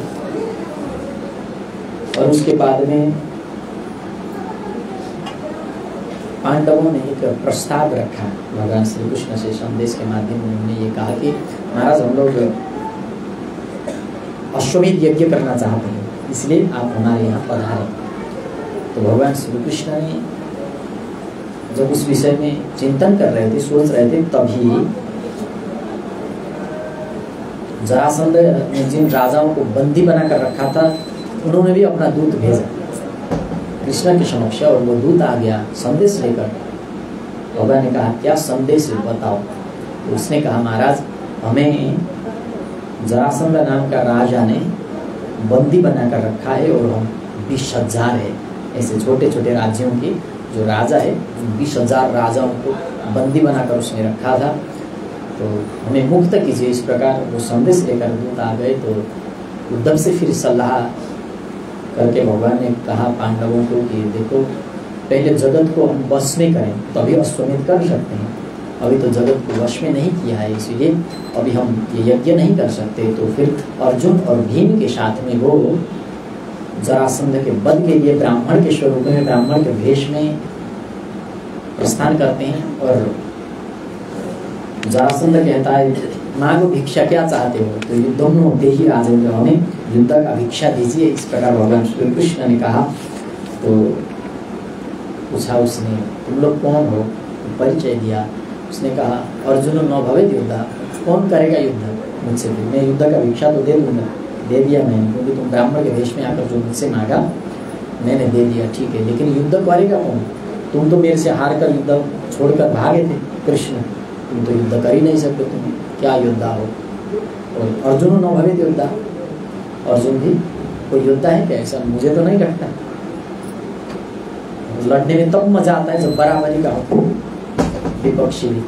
तो भीमस्तुल्य बलो मम, भीम मेरे से बराबर बल वाला है, इसलिए इससे युद्ध करेंगे। इस प्रकार युद्ध का निश्चय करके वो प्रतिदिन दिन भर युद्ध करते और शाम को एक ही जगह जाते, आराम करते, सेवा करते। और 1 दिन 2 दिन 3 दिन ऐसे कई दिन बीत गए, 27 दिन तक युद्ध हुआ। और अर्जुन और कृष्ण युद्ध को देखते हैं और मारो मारो ताली बजाते हैं, बस उकसाते हैं। भीम ने कहा हम तो अब युद्ध नहीं कर रहे, जाएंगे छोड़ के, मुझे मार पड़ रही और आप लोग आगे पीछे घूमते हैं और ताली बजाते हैं, युद्ध का मजा लेते हैं। कृष्ण ने कहा ऐसी बात नहीं है, जब युद्ध करते हो उस समय युद्ध करते करते मुझे देख लेना, मैं कुछ संकेत करूँगा, फिर तुम समझ जाओगे। भीम ने कहा वो कहाँ प्रहार कर रहा है, कब प्रहार कर रहा है, उस पर ध्यान देने पर इतनी मार पड़ रही है, और युद्ध के मैदान पर उतर कर आपको देखने लग जाऊँ तो मेरा हाल क्या होगा। आप तो लगता है मुझे मारना ही चाहते हैं। तो भगवान ने कहा ऐसी बात नहीं है। जब युद्ध हुआ तो भगवान ने एक तिनका हाथ में लिया और उसे फाड़कर इस प्रकार दोनों तरफ फेंक दिया। भीम उस संकेत समझ गए और उसी प्रकार जरासंध का भी वध किया। उसके बाद में साल्व ने यदुवंशियों पर आक्रमण किया, भगवान ने उसे भी उद्धार किया, उससे भी बचाया यदुवंशियों को। फिर आगे जाकर सुदामा चरित्र की कथा है। सुखदेव जी महाराज श्रवण कराते हैं, देखो परीक्षित, धन यश कीर्ति ये सब चीज मायने नहीं रखता। परमात्मा के सम्मुख जब तुम जाते हो तो प्रेम से तुम जाओ, जो कुछ भी लेकर जाते हो प्रेम और सद्भाव से जाओ, जो कुछ भी प्रदान करते हो प्रेम से प्रदान करो, उस चीज को वो स्वीकार करेगा। इसलिए जो तुम्हारा प्रार्थना है वो भी प्रेम से होना चाहिए। शब्द बहुत सुंदर है लेकिन भाव नहीं है, उसमें प्रेम नहीं है तो सही शब्द भी गलत अर्थ कर सकते हैं। हमने उदाहरण दिया था, आओ महारानी आप ही की प्रतीक्षा में है कि नहीं, याद आया कि नहीं? शब्द सुंदर है लेकिन अर्थ गलत हो सकता है। शब्द जितने भी सुंदर हो लेकिन भाव दूषित है तो भाव अर्थ बना सकता है। शब्दों में अपने आप में अर्थ नहीं होता, भाव अर्थ लेकर आता है। अर्थ भाव से अर्थ बनता है, इसलिए भाव दूषित हो सकते हैं, भाव मलिन हो सकता है। भाव को शुद्ध करो। राजन, यश कीर्ति प्रतिष्ठा सम्मान धन ये सब चीज मत देखो अपने भाव को, तुम्हारा भाव कितना शुद्ध है, क्योंकि भाव विच्छन्ति देवता, जो देवता है वो भाव चाहते हैं। देखो सुदामा ने जो तंडुल लेकर चावल लेकर गया था वो भी भगवान ने स्वीकार कर उसे भी ग्रहण किया। यहाँ तंडुल शब्द का प्रयोग किया गया है। कोई ने चावल अर्थ किया है, किसी ने चिउडे के रूप में भी चिउडा कहा है। चिउडा बोलते हैं के भन्छ दिदी, चिउडा भन्छ नि। ओके, अपने अपने हिसाब से अर्थ किया है। तंडुल शब्द का ऐसे अर्थ चावल ही होता है। अर्थ जो अगर हम देखेंगे शब्द उसमें तो उसका चावल ही बनता है। ये भाव है, कोई बात नहीं। जो भी ले गए थे बस प्रेम से ले गए थे, इतना समझेंगे तो बहुत है कि नहीं? अगर इतना ही समझेंगे तो भी बहुत है, क्योंकि जो चीज़ हम देते हैं वो प्रेम से होना चाहिए, प्रेम से लेना चाहिए। और सुदामा जी महाराज कृष्ण से आशीष सगा कश्चित ब्राह्मणो ब्रह्म वित्तम विरक्त इंद्रियातेषु प्रशांतात्म जितेंद्रिय। वो विरक्त थे, सब विषयों से वो सदा सर्वदा विरक्त रहते थे। विरक्तो वैष्णवो विप्रो वेद शास्त्र विशुद्धिकृत, वेद आदि शास्त्रों में वो विशुद्धिकृत विशुद्ध विद्वान थे, शुद्ध कर सकते थे वेद आदि शास्त्रों को। वक्ता के विषय में भी कहा गया है शास्त्रों में, वक्ता कैसा होना चाहिए इस प्रकार। विरक्तो वैष्णव, अगर कोई शब्द गलत भी छपा है तो उसको सही कर सके, इस प्रकार का विद्वान होना चाहिए। उस किस्म के विद्वान थे सुदामा जी महाराज, लेकिन धन नहीं था। लोग कहते हैं जिसके पास सरस्वती होती है उसके पास लक्ष्मी नहीं होती है। लेकिन सरस्वती का होना भी लक्ष्मी से कम तो नहीं है। तो तुलना किसी से किसी का नहीं करना है, तुलना करके क्यों देखना, वो अलग अलग चीज़ है कि नहीं, अलग अलग चीज़ है, एक से दूसरे का तुलना कभी नहीं करने का, गलत चीज़ है। आप ही हो, आप किसी और से बराबरी नहीं हो सकता, जो है वो ही है। इसलिए इस हिसाब से देखेंगे तो कुछ भी चीज़ फिर देख ना पाएंगे, बहुत मुश्किल होगा देखना। सब में अलग अलग अपना अपना अस्तित्व है, भिन्न भिन्न अस्तित्व है। सरस्वती के वरदपुत्र थे लेकिन विरक्त थे, और जितेंद्रिय थे।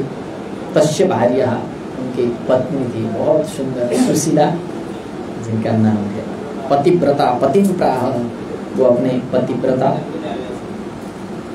धर्म में सदा सर्वदा रहती, और एक दिन अपने पति से वो कहती है, ये मैंने सुना था, नमो ब्रह्म भगवता सखा साक्षात श्री प्रति, आपके जो पति है वो भगवान श्री कृष्ण है, मैंने ऐसा सुना था। तो सुधा मैंने कहा ठीक ही सुना है देवी तुमने, वो मेरे सखा ही है, तो आप उनसे मिलने क्यों नहीं जाते, उनसे कम से कम मिलना चाहिए। सुदामा जी कहते हैं देखो,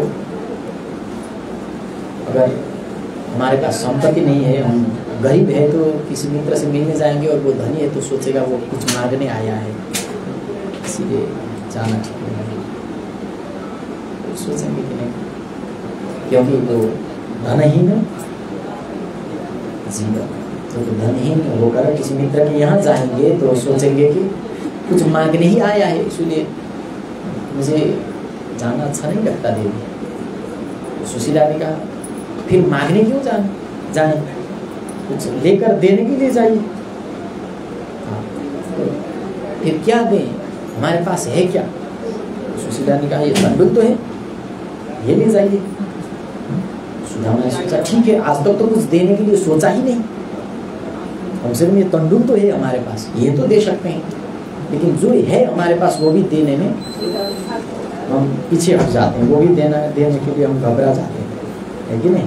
तो चावल देने में जो है वही वस्तु देना है, जो नहीं है वो तो हम दे ही नहीं सकते, जो है हमारे पास वही ना देंगे, इसीलिए यही है, इसी को आप दे दीजिए, इसी को ले जाइए प्रसाद के रूप में और उनके चरणों में अर्पण कर दीजिए।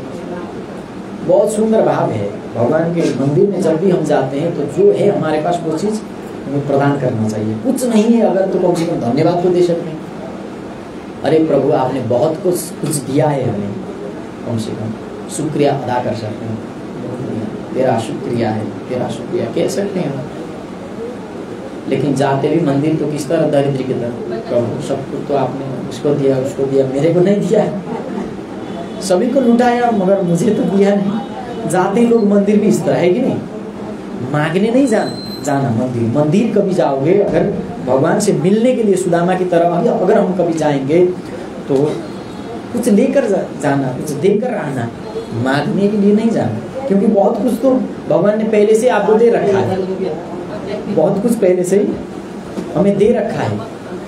सबसे पहले तो उन्होंने जीवन दिया, जब हम माँ के गर्भ में आए तब 10,000 जीव और भी थे माता के गर्भ में, साथ में हमारे साथ में प्रवेश किया था, एक ही साथ में 9,999 लोग मर गए, जीव मर गए अन्य जो हमारे साथ में गर्भ में प्रवेश किए थे।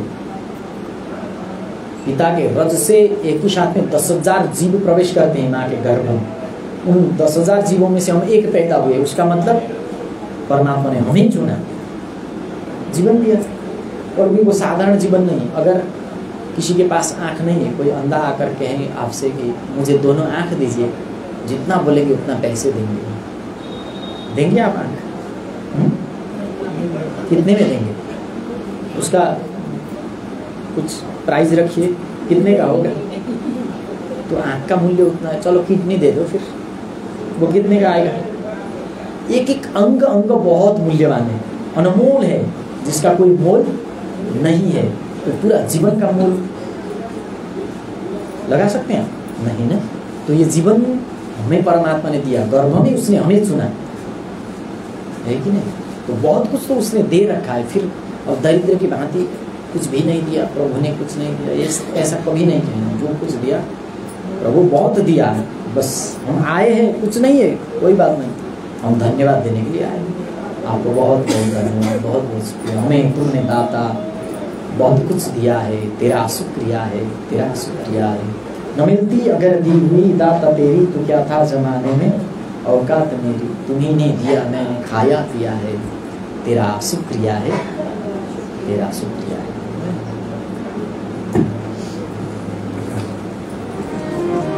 मुझे तुमने दाता बहुत कुछ दिया है, तेरा शुक्रिया है, तेरा शुक्रिया है,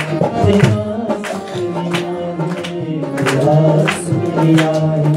मुझे तुमने दाता बहुत कुछ दिया है, मुझे तुमने दाता बहुत कुछ दिया है, तेरा शुक्रिया है, तेरा शुक्रिया है, तेरा शुक्रिया है, तेरा शुक्रिया है।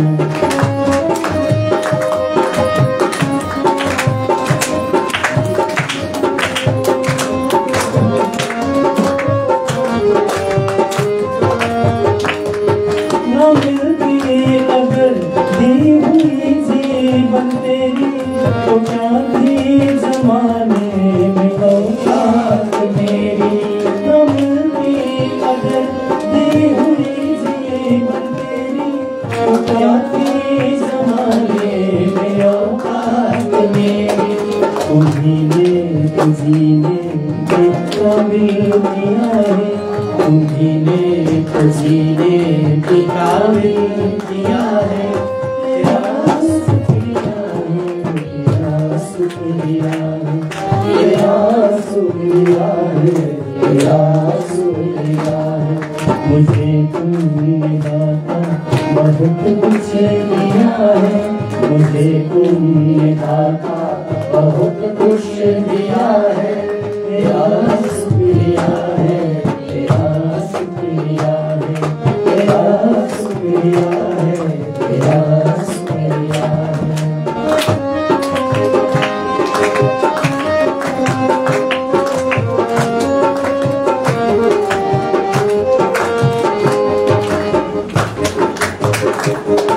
मुझे सहारा तेरी बंदगी का है, जिस पर गुजारा मेरी जिंदगी का। मुझे है सहारा तेरी बंदगी का है, जिस पर गुजारा मेरी जिंदगी का। मिला मुझे जो कुछ तुम्हीं से मिला है, मिला मुझे जो कुछ तुम्हीं से मिला है, तेरा शुक्रिया है, तेरा शुक्रिया है, तेरा शुक्रिया है, तेरा शुक्रिया है। मुझे तुमने दाता बहुत कुछ दिया है, मुझे तुमने दाता बहुत कुछ दिया है, तेरा शुक्रिया है, तेरा शुक्रिया है, तेरा शुक्रिया है, तेरा शुक्रिया है।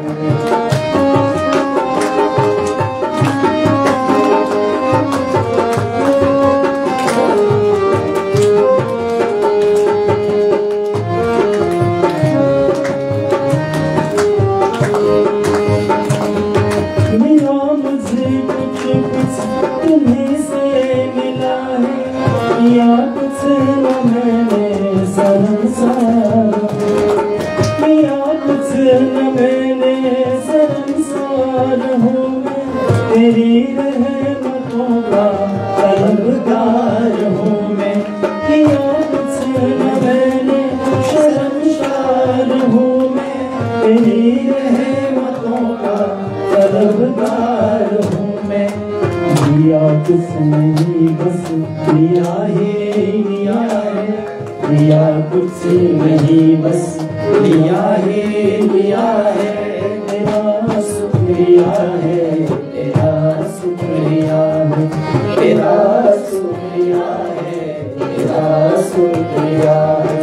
मुझे तुमने दाता बहुत कुछ दिया है, मुझे तुम दाता बहुत कुछ दिया है, तेरा शुक्रिया है, तेरा शुक्रिया है, तेरा शुक्रिया है, तेरा शुक्रिया है।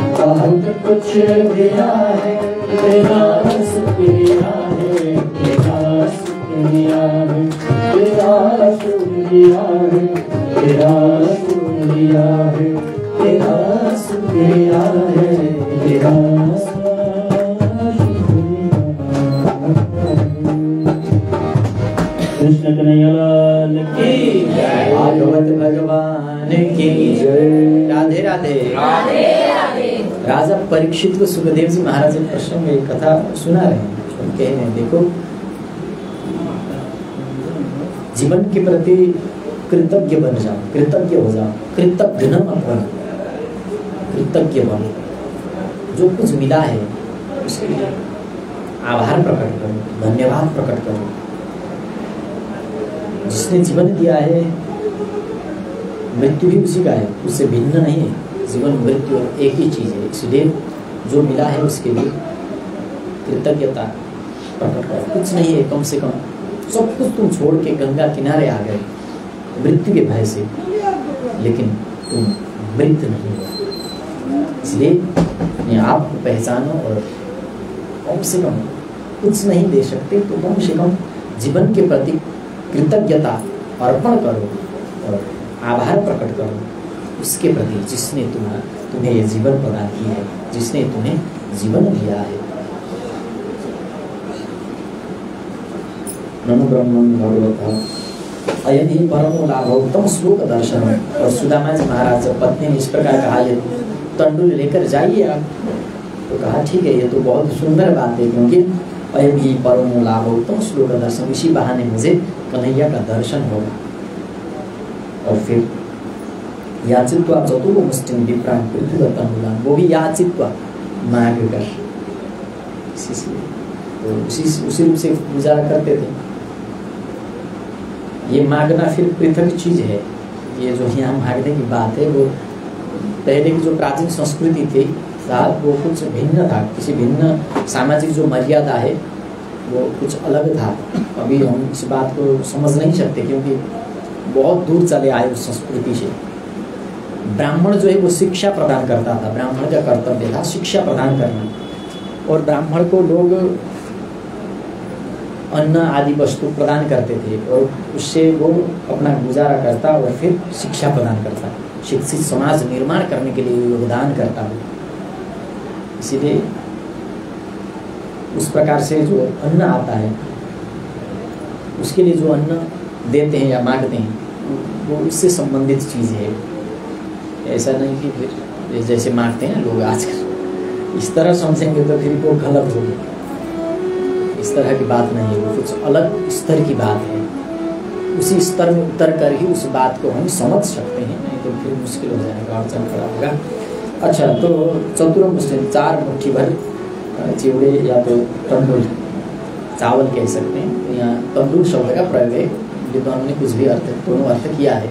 कहीं कहीं तंदूर मिलता है, कहीं कहीं चिवड़े के रूप में अर्थ किया है। भिन्न भिन्न अर्थ है, जो आप समझें गुणवत्ता के भाव के अनुरूप जो समझ। तो वो लेकर फिर प्रयो द्वारिका की ओर प्रस्थान करने लगे। धीरे धीरे मन में हरदम कन्हैया का चिंतन और वाणी से हरदम कन्हैया का कीर्तन, और पैदल ही चलते रहे। और बहुत दूर चले जाने पर जब सूरज डूब गया तो संध्या के उस समय में वो एक वृक्ष के नीचे सो गए। इतनी गहरी नींद ने कुछ पता नहीं हुआ। जब आँख खुला तो देखा बहुत सुंदर शहर है, और लोगों से पूछा मैं कहाँ हूँ, उन्होंने बताया तो द्वारिका है महाराज। भगवान ने अपने योग शक्ति द्वारा उन्हें पहले द्वारिका में ले जाकर रख दिया था।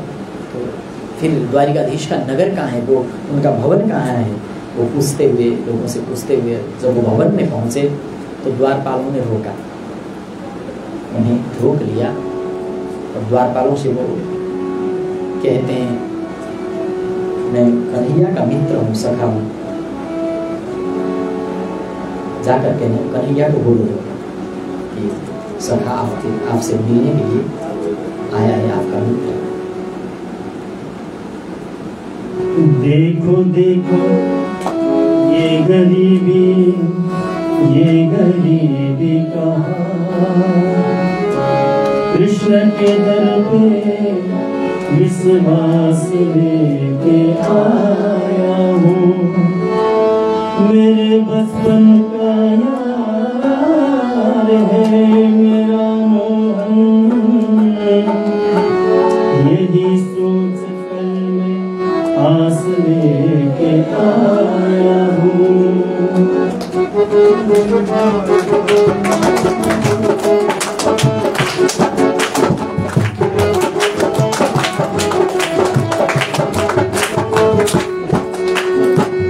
अरे द्वारपालो कन्हैया से कह दो, अरे द्वारपालो कन्हैया से कह दो, इधर पे सुदामा गरीब आ गया है, इधर पे सुदामा गरीब आ गया है।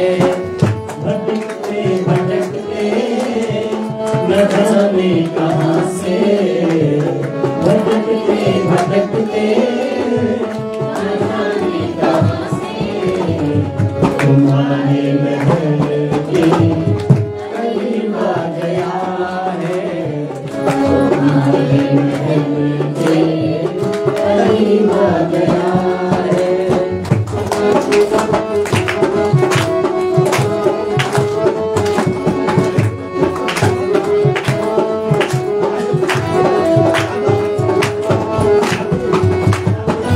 नसर पे है पकड़ी, नसन पे है जामा, बता दो कन्हैया को नाम है सुदामा, बता दो कन्हैया को नाम है सुदामा।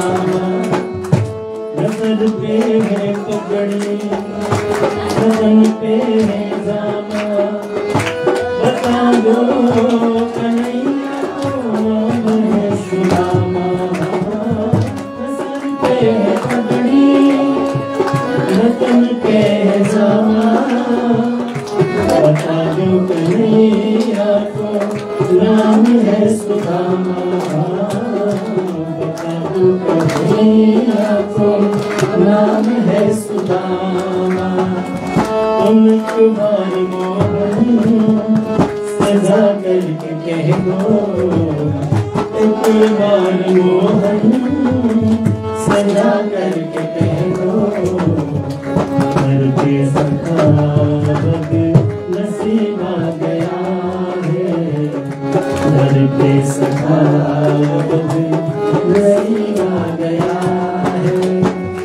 अरे द्वारपालो कन्हैया से कह दो, अरे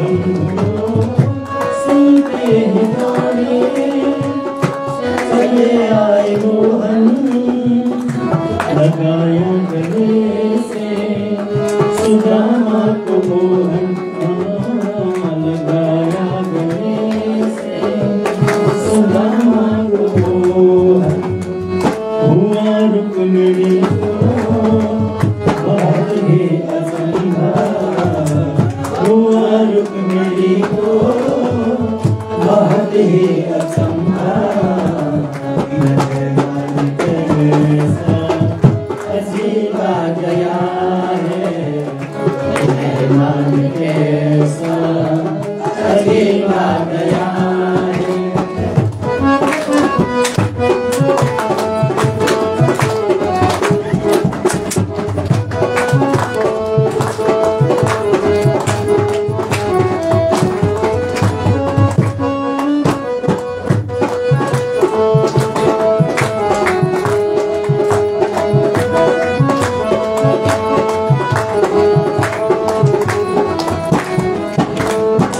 बराबर में अपने सुदामा बिठाए शरणार्थियों से प्रभु ने बुलाए शरणार्थियों से श्याम ने बुलाए न घबराओ प्यारे जरा तुम सुदामा न घबराओ प्यारे जरा तुम सुदामा खुशी का समा तेरे करीब आ गया है खुशी का समा तेरे करीब आ गया है खुशी का समा तेरे करीब आ गया है खुशी का समा तेरे करीब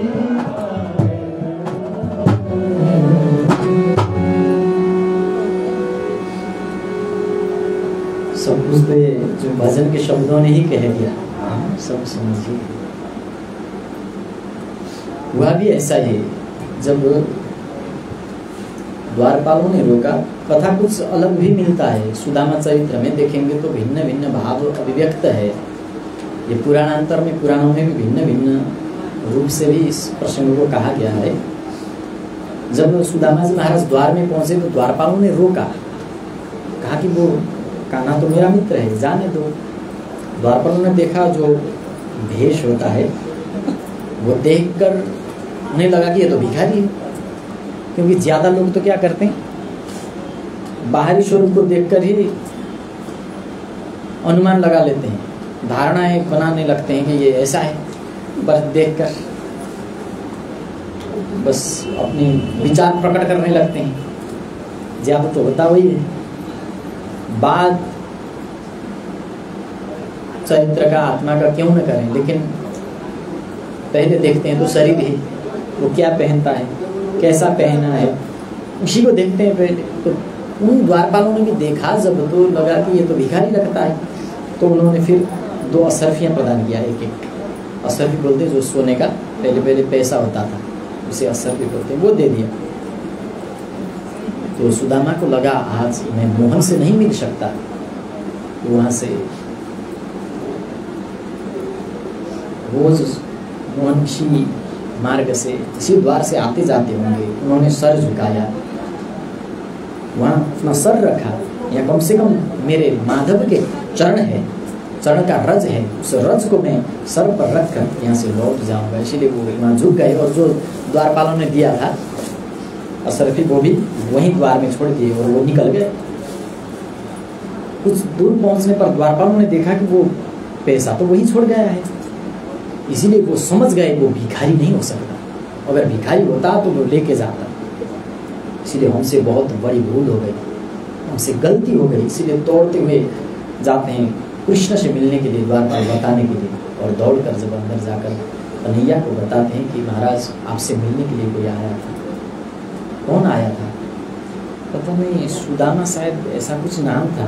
जब कहा द्वारपाल ने तो वो मोहन दौड़ पड़े, फिर दौड़ते हुए दूर जाते हुए सुदामा को सुदामा सुदामा सुदामा कहकर वो बुलाने लगे। जब आवाज करने लगे कन्हैया स्वयं सुदामा सुदामा कहकर द्वारिका के गलियों में दौड़ने लगे खाली पैर। तो सुदामा ने दौड़ कर देखा, मोहन दौड़ते हुए आ रहे हैं, गले से लगा लिया और ले गए। क्षमा करना मित्र, मुझे पता नहीं चला कि आप आए हो द्वार में और मेरे द्वारपालों ने रोका। ये धृष्टता के लिए मुझे क्षमा देना मित्र। आप आए और हमसे बिना के चल दिए। ले गए और अपने आसन पर बिठाया और चरण अपने आंसुओं से वो धोने लगे।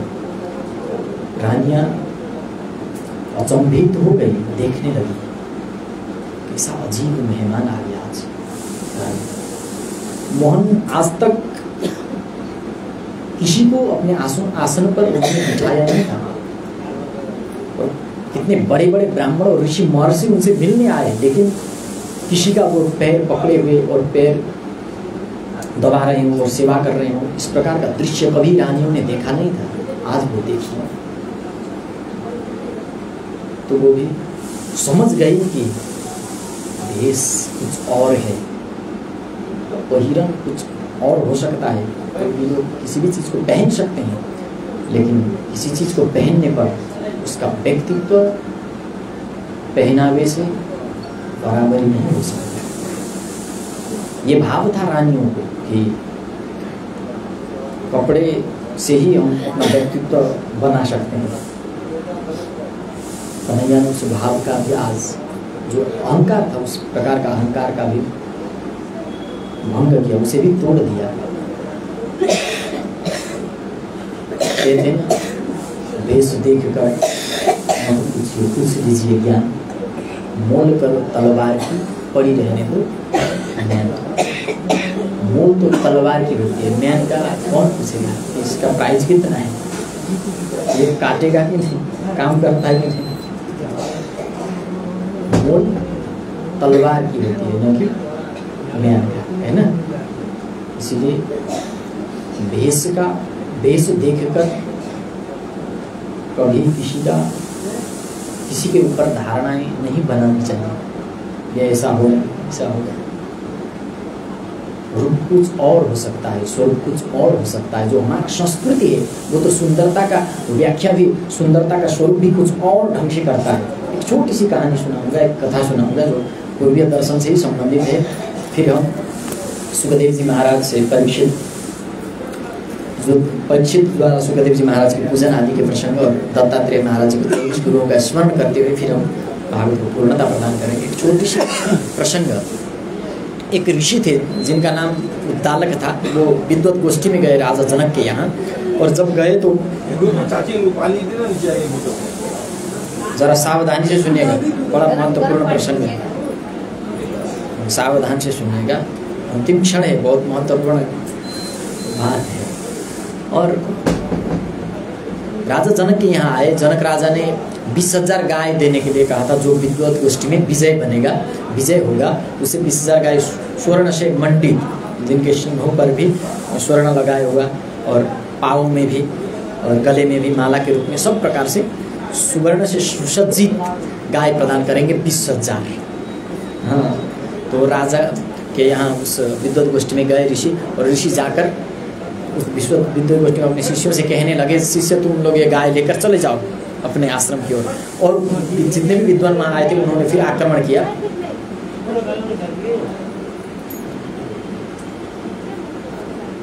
भागवत भगवान के जितने भी विद्वान आए थे वो कहने लगे, महाराज अभी तो विद्वत गोष्ठी शुरू नहीं हुआ और आप ये गाय अपने शिष्य को कह रहे हो कि ले जाने के लिए, ये तो बहुत गलत बात है, ये नहीं कर सकते आप। तो उन्होंने कहा 20 के बदले में 40 प्रदान करूंगा, क्या फर्क पड़ता है। अगर मुझे कोई हराने वाला आया तो मैं 20 के बदले 40,000 गाय इसी प्रकार स्वर्ण से सुसज्जित करके सजा कर मैं दे दूंगा। करो मुझसे गोष्ठी। सब विद्वानों ने कोशिश की, कोई भी विजयी नहीं बना, उन्हें जीत न सका। और बाद में हुआ ऐसा कि एक विद्वान ऐसे आए कि ना तो उद्दालक उन्हें पराजित कर सके, ना उद्दालक को वो पराजित कर सका। दिन गुजर गया, रात हो गया, फिर भी विजय कोई भी नहीं हुआ। तो छोटा सा बच्चा था वो ऋषि का, 8 साल का एक बच्चा था। शिष्य जब पहुंचे गुरुकुल में और गौशाला में ले जाकर गाय बांधने लगे तो वो बालक आकर कहने लगा उन मित्रों से, शिष्यों से, पिताजी क्यों नहीं आए? तो शिष्यों ने कहा जब भी इससे पहले इस प्रकार का विद्वत गोष्ठी होता था हमसे कहते थे गाय लेकर जाओ, और वो विद्वत गोष्ठी में विजय होकर फिर आ जाते। हम गाय के साथ में धीरे धीरे आते, वो फटाक से आ जाते और साथ में हम पहुंच जाते गौशाला तक। लेकिन आज पता नहीं क्यों नहीं आए हमारे गुरु, शिष्यों ने कहा। तो उस बालक ने कहा, वो जो बच्चा था ऋषि का पुत्र 8 साल का, उसने कहा कुछ तो गड़बड़ होगा महाराज, इसीलिए मुझे वहाँ ले चलिए, पिताजी को कुछ संकट आ पड़ा होगा, इसलिए मैं उससे उन संकट से उन्हें बचाना चाहता हूँ। तो छोटा सा 8 साल का बच्चा क्या बचाए, मना कर दिया उन्होंने सीधा सीधा। लेकिन बच्चा बहुत हठी होता है, वो मानने वाला कहाँ था, कहा कि मुझे ले चलो, किसी भी तरह ले चलो। तो शिष्य विवश हो गए और उसे ले चले। और जब वो गया तो जैसे ही विद्वत गोष्ठी जहाँ हो रहा था उस सभा कक्ष में जैसे ही वो प्रवेश किया तो सब के सब हंसने लगे उसे देखकर, क्योंकि वो चलता इस तरह था, एक पैर लंबा एक पैर छोटा। अब ऐसे चलता कि ये रास्ता पूरा मेरा ही है, इधर से चलता तो उधर पहुंच जाता, आँख भी एकदम टेढ़ी टेढ़ी आँख, और मुंह भी एक तरफा, कान भी टीके का जैसे, सब तरह से एकदम कुरूप। और उस कुरूप बालक का चाल भी इतना मजेदार कि सब हंसने लगे, सब विद्वान हंसने लगे। एक हंसा पहले, एक हंसा तो उसे देखकर दूसरे हंसने लगा, दूसरा हंसा, तीसरा हंसा, पूरा तो वो जो भवन है, प्रकोष्ठ है, वो ही हंसी से भर उठा। कुछ देर हंसी चला तो कुछ देर बाद वो जो बच्चा था छोटा सा 8 साल का, वो भी हंसने लगा, जमीन में लोट पोट के ऐसे हंसने लगा। राजा जनक आश्चर्य में पड़ गए और उस बालक को बुलाकर कहा, बेटा सब तो तुम्हें देखकर हंस रहे हैं और तुम किस लिए हंस रहे हो, मुझे ये बात समझ में नहीं आई। तो राजा जनक से वो बालक कहता है, महाराज मैं आपको देखकर हंस रहा हूँ। और राजा जनक ने कहा, मुझ में क्या है हंसने की बात? तो कहा कि आप विद्वान बोलकर सब समारोह को इकट्ठा करते हैं और मजा लेते हैं इसलिए हंस रहे हैं, उसने कह दिया। तो विद्वान सब फिर उस बालक के ऊपर आक्रमण करने लगे, हमको चमार कहता है, तू कौन है हमें चमार कहने वाला? वो आप पड़े उसे आक्रमण करने के लिए विद्वान। तो राजा जनक ने रोका, रुको कुछ देर, इसने कहा है तो इसे प्रमाणित करने दो, अगर प्रमाणित नहीं करता तो फिर ये दंड का भागीदार होगा। बताओ बालक, ये कैसे ये लोग चमार हुए? तो उसने कहा, जो चमड़ी को देखता है, चमड़ा देखता है, वो चमार नहीं तो कौन होगा? मोटी है, पतली है, काला है, गोरा है, ये सब तो ये देख रहे हैं मेरा और हंस रहे हैं, तो ये कौन है फिर? ये सब चमारी है। जब वो बालक ने इस प्रकार कहा तो वो सब के सब विद्वान जितने भी वहाँ थे सब के सब झुक गए और बिन बोले वहाँ से 9-11 हो गए, सब भाग गए वहाँ से, सब भाग निकले वहाँ से। और उस बालक से फिर राजा जनक ने बहुत सारे प्रश्न किए और उत्तर देता गया वो बालक, तो उसी को कहते हैं अष्टावक्र गीता। वो बालक अष्टावक्र था। इसलिए सुंदरता जो है वो ना तो किसी पहिरन से होता है, ना भेष से होता है, ना तो रूप से होता है। सुंदरता चरित्र से होता है, चरित्र ही सुंदर हो तभी सुंदर बन सकते हैं। इसलिए सुदामा जी का जो चरित्र था वो बहुत सुंदर था, इसलिए कन्हैया ने उसे अपना लिया। राजा परीक्षित वो स्वीकार करेगा अगर तुम मन से प्रार्थना करोगे, मन तुम्हारा शुद्ध होगा। तो इस प्रकार सुखदेव जी महाराज समझाते हैं राजा परीक्षित को। और फिर उस तंडुल का भी ग्रहण करते हैं कन्हैया, और रानियाँ कहती हैं हमें भी दीजिए, रानियों को भी बांट देते हैं। उसके बाद में कन्हैया ने भी कुछ नहीं दिया सुदामा को, सुदामा ने भी कुछ नहीं मांगा, वो लौट आए। जब भी प्रेम देता है बिन बोले देता है। और जब सुदामा पहुँचे सुदामा नगरी तो देखा वो अपना कुटिया तो है नहीं, बड़े बड़े भवन बने हुए हुआ, चारों ओर देखने लगे कहाँ गया मेरा कुटिया। तो तभी सुशीला आती है हाथ में आरती का थाली लेकर और आरती उतारती है। देखा तो बड़ा दिव्य भवन है, ये कहाँ से आया भवन? तो सुशीला कहती है आपने थोड़ा सा तंडुल जो कन्हैया को दिया था उसने इतने सारे लौटा दिया, इतने बड़े रूप में लौटा दिया। हम थोड़े भी देते हैं तो वो उसे बहुत कर देता है, बहुत ज़्यादा कर देता है। इसलिए देने में कभी घबराना नहीं चाहिए। जितना बड़ा हम लगानी करते हैं उतने आमदनी भी हम कर सकते हैं, है कि नहीं। व्यापार बिजनेस में तो ये ज़्यादा लागू होता है ये बात। इसलिए हर तरफ की यही चीज़ है, हम परमात्मा को कितना प्रेम देते हैं उससे दोबर वो हमें प्रदान करता है। इसलिए प्रेम करो परमात्मा से। इसी भाव के साथ में सुखदेव जी महाराज परीक्षित को समझाते हैं आगे जाकर वेद स्तुति के माध्यम से, और एकादश स्कंद में अनेक राजा महाराजा कलयुग की प्रभाव का वर्णन और उससे विजय प्राप्त करने के लिए भगवान का जो नाम संकीर्तन है, नाम संकीर्तन ही एक माध्यम है, इस प्रकार समझाते हैं। और उद्धव से कहते हैं भगवान देखो उद्धव, अब तुम्हें भी इस संसार से एक दिन जाना होगा और मुझे भी जाना होगा। ऋषियों के माध्यम से यदुवंशी बालकों को श्राप मिला। सांब जाम्बवती सुत, जाम्बवती का पुत्र सांब था। ऋषियों के समकक्ष जाकर वो कहने लगा कि महाराज मेरे गर्भ में पुत्र है या पुत्री है। तो दुर्वासा ऋषि ने श्राप दिया, न पुत्रो ना पिवा पुत्री, ना कोई पुत्र होगा ना पुत्री होगा। मुसलम कुल नाशनम, कुल को नाश करने वाला विनाश करने वाला मुसल होगा, क्योंकि तुम ऋषियों से मजाक कर रहे हो। इस प्रकार श्राप दिया। उसी श्राप से प्रेरित होकर फिर यदुवंशियों में अनेक प्रकार के द्वंद्व होने लगे। तभी भगवान श्री कृष्ण ने सोचा अब यहाँ रहना ठीक नहीं, हम प्रवास की ओर जाएंगे, प्रवास क्षेत्र में जाएंगे।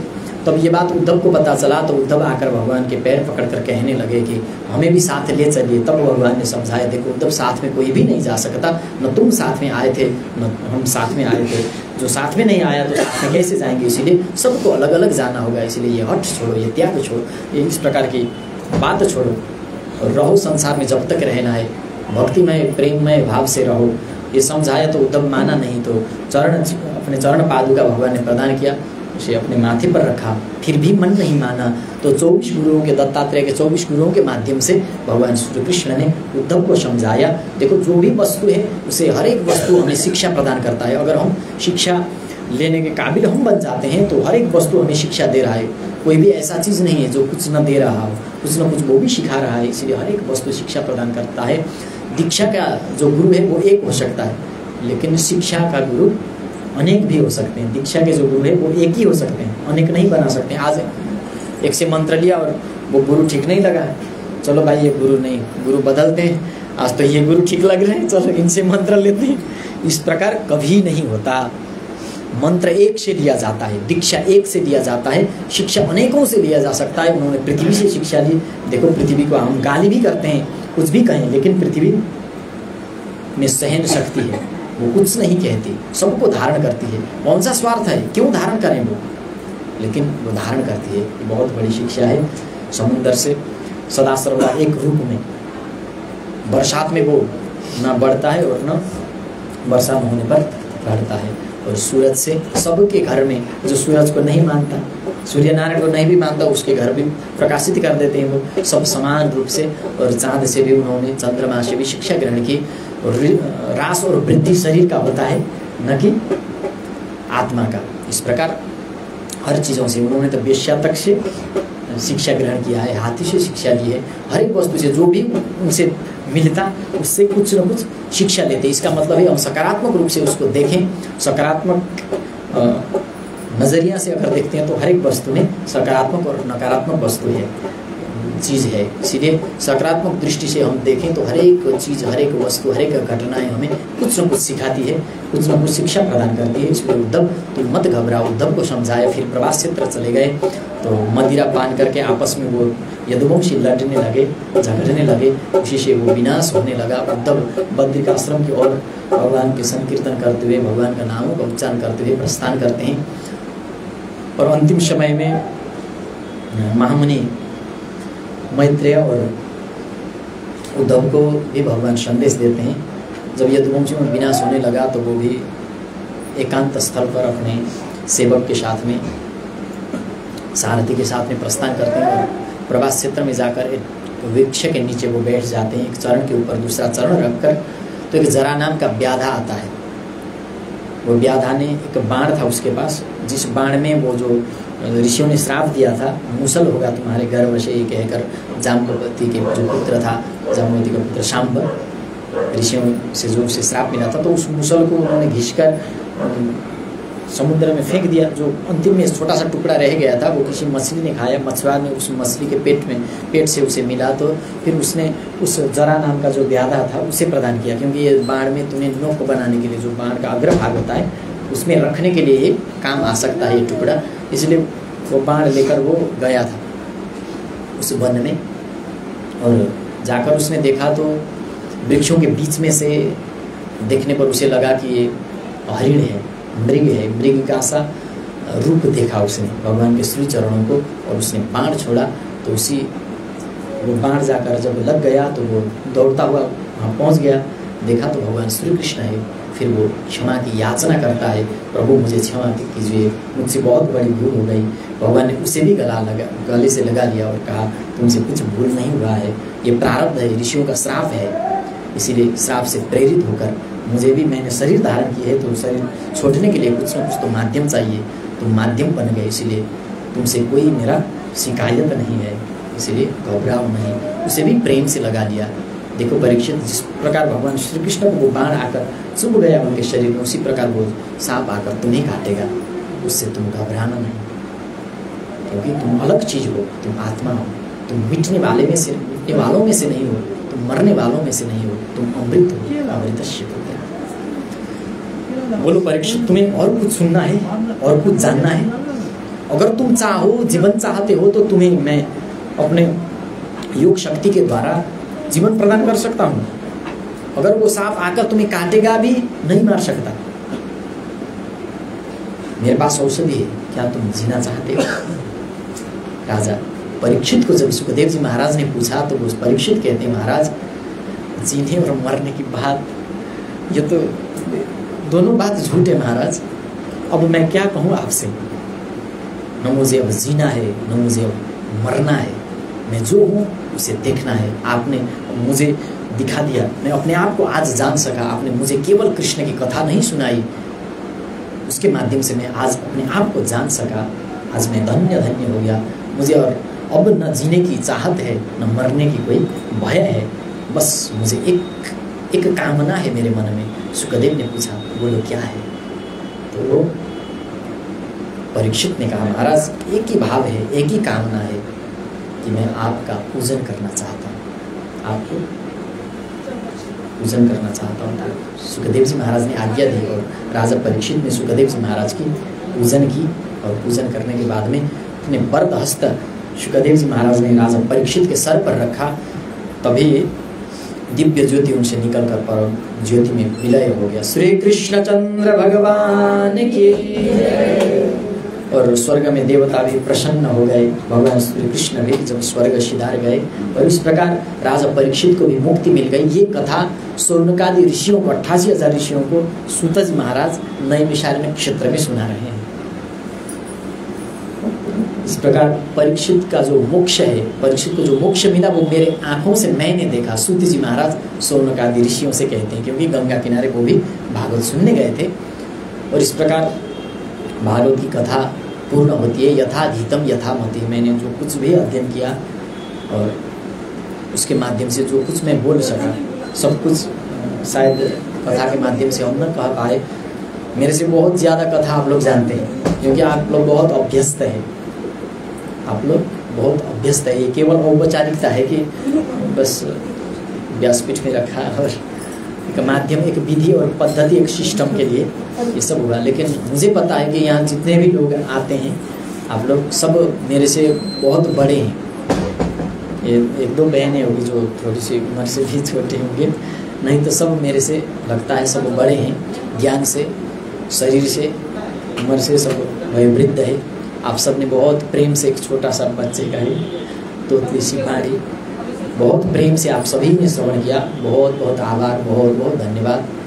आप सबका मन सदा सर्वदा परमात्मा में लगा रहें, परमात्मा से कभी हमारा बिछड़ न हो, एक समान हम बन सकें, हमसे द्वैत मिट जाएं, परमात्मामय हम बन सकें, और मृत्यु के इस भय से सदा सर्वदा हम बच सकें, निकल सकें। मृत्यु का भय हमें कभी ना हो, और परमात्मा के प्रति जो विश्वास है वो कभी भी ना टूटे। इतनी शक्ति हमें देना दाता, मन का विश्वास कमजोर होना जो परमात्मा के और विश्वास है जो हमारा वो कभी भी कमजोर न हो। ये भाव, ये कामना, अब सबको करते हुए हमसे कोई भूल हो गई होगी, कुछ गलती तो क्षमा करना, और कुछ याद करनी जैसे कुछ बात हमसे निकला हो तो उसे ग्रहण करना।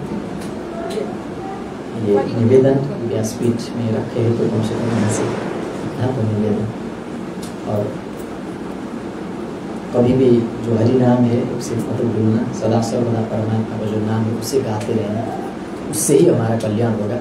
कलो केशव कीर्तनाथ, कलो केशव कीर्तनाथ, कलो केशव कीर्तनाथ। कली में केवल केशव का कीर्तन है और कुछ नहीं, केवल कीर्तन। कीर्तन से ही हम अपने आप को मिटा सकते हैं, अपने आप को भूल सकते हैं, अपने आप को जान भी सकते हैं। एक कीर्तन ही माध्यम है, इसलिए इस कीर्तन को कभी कीर्तन हमसे न छूटे। कीर्तन का हम सबको लत लग जाए और कीर्तन को लत लगाने की हम सब कोशिश करें। कम से कम डॉक्टर के यहाँ जाते हैं तो एक वो जब घर लौटते हैं तो मेडिसिन देता है ना, लो भाई, तो यही मेडिसिन समझिए कि कम से कम कीर्तन से हमारा नाता कभी भी ना टूटे, सदा सर्वदा बना रहे। इतनी शक्ति हमें देना दाता, मन का विश्वास कमजोर हो प्रार्थना।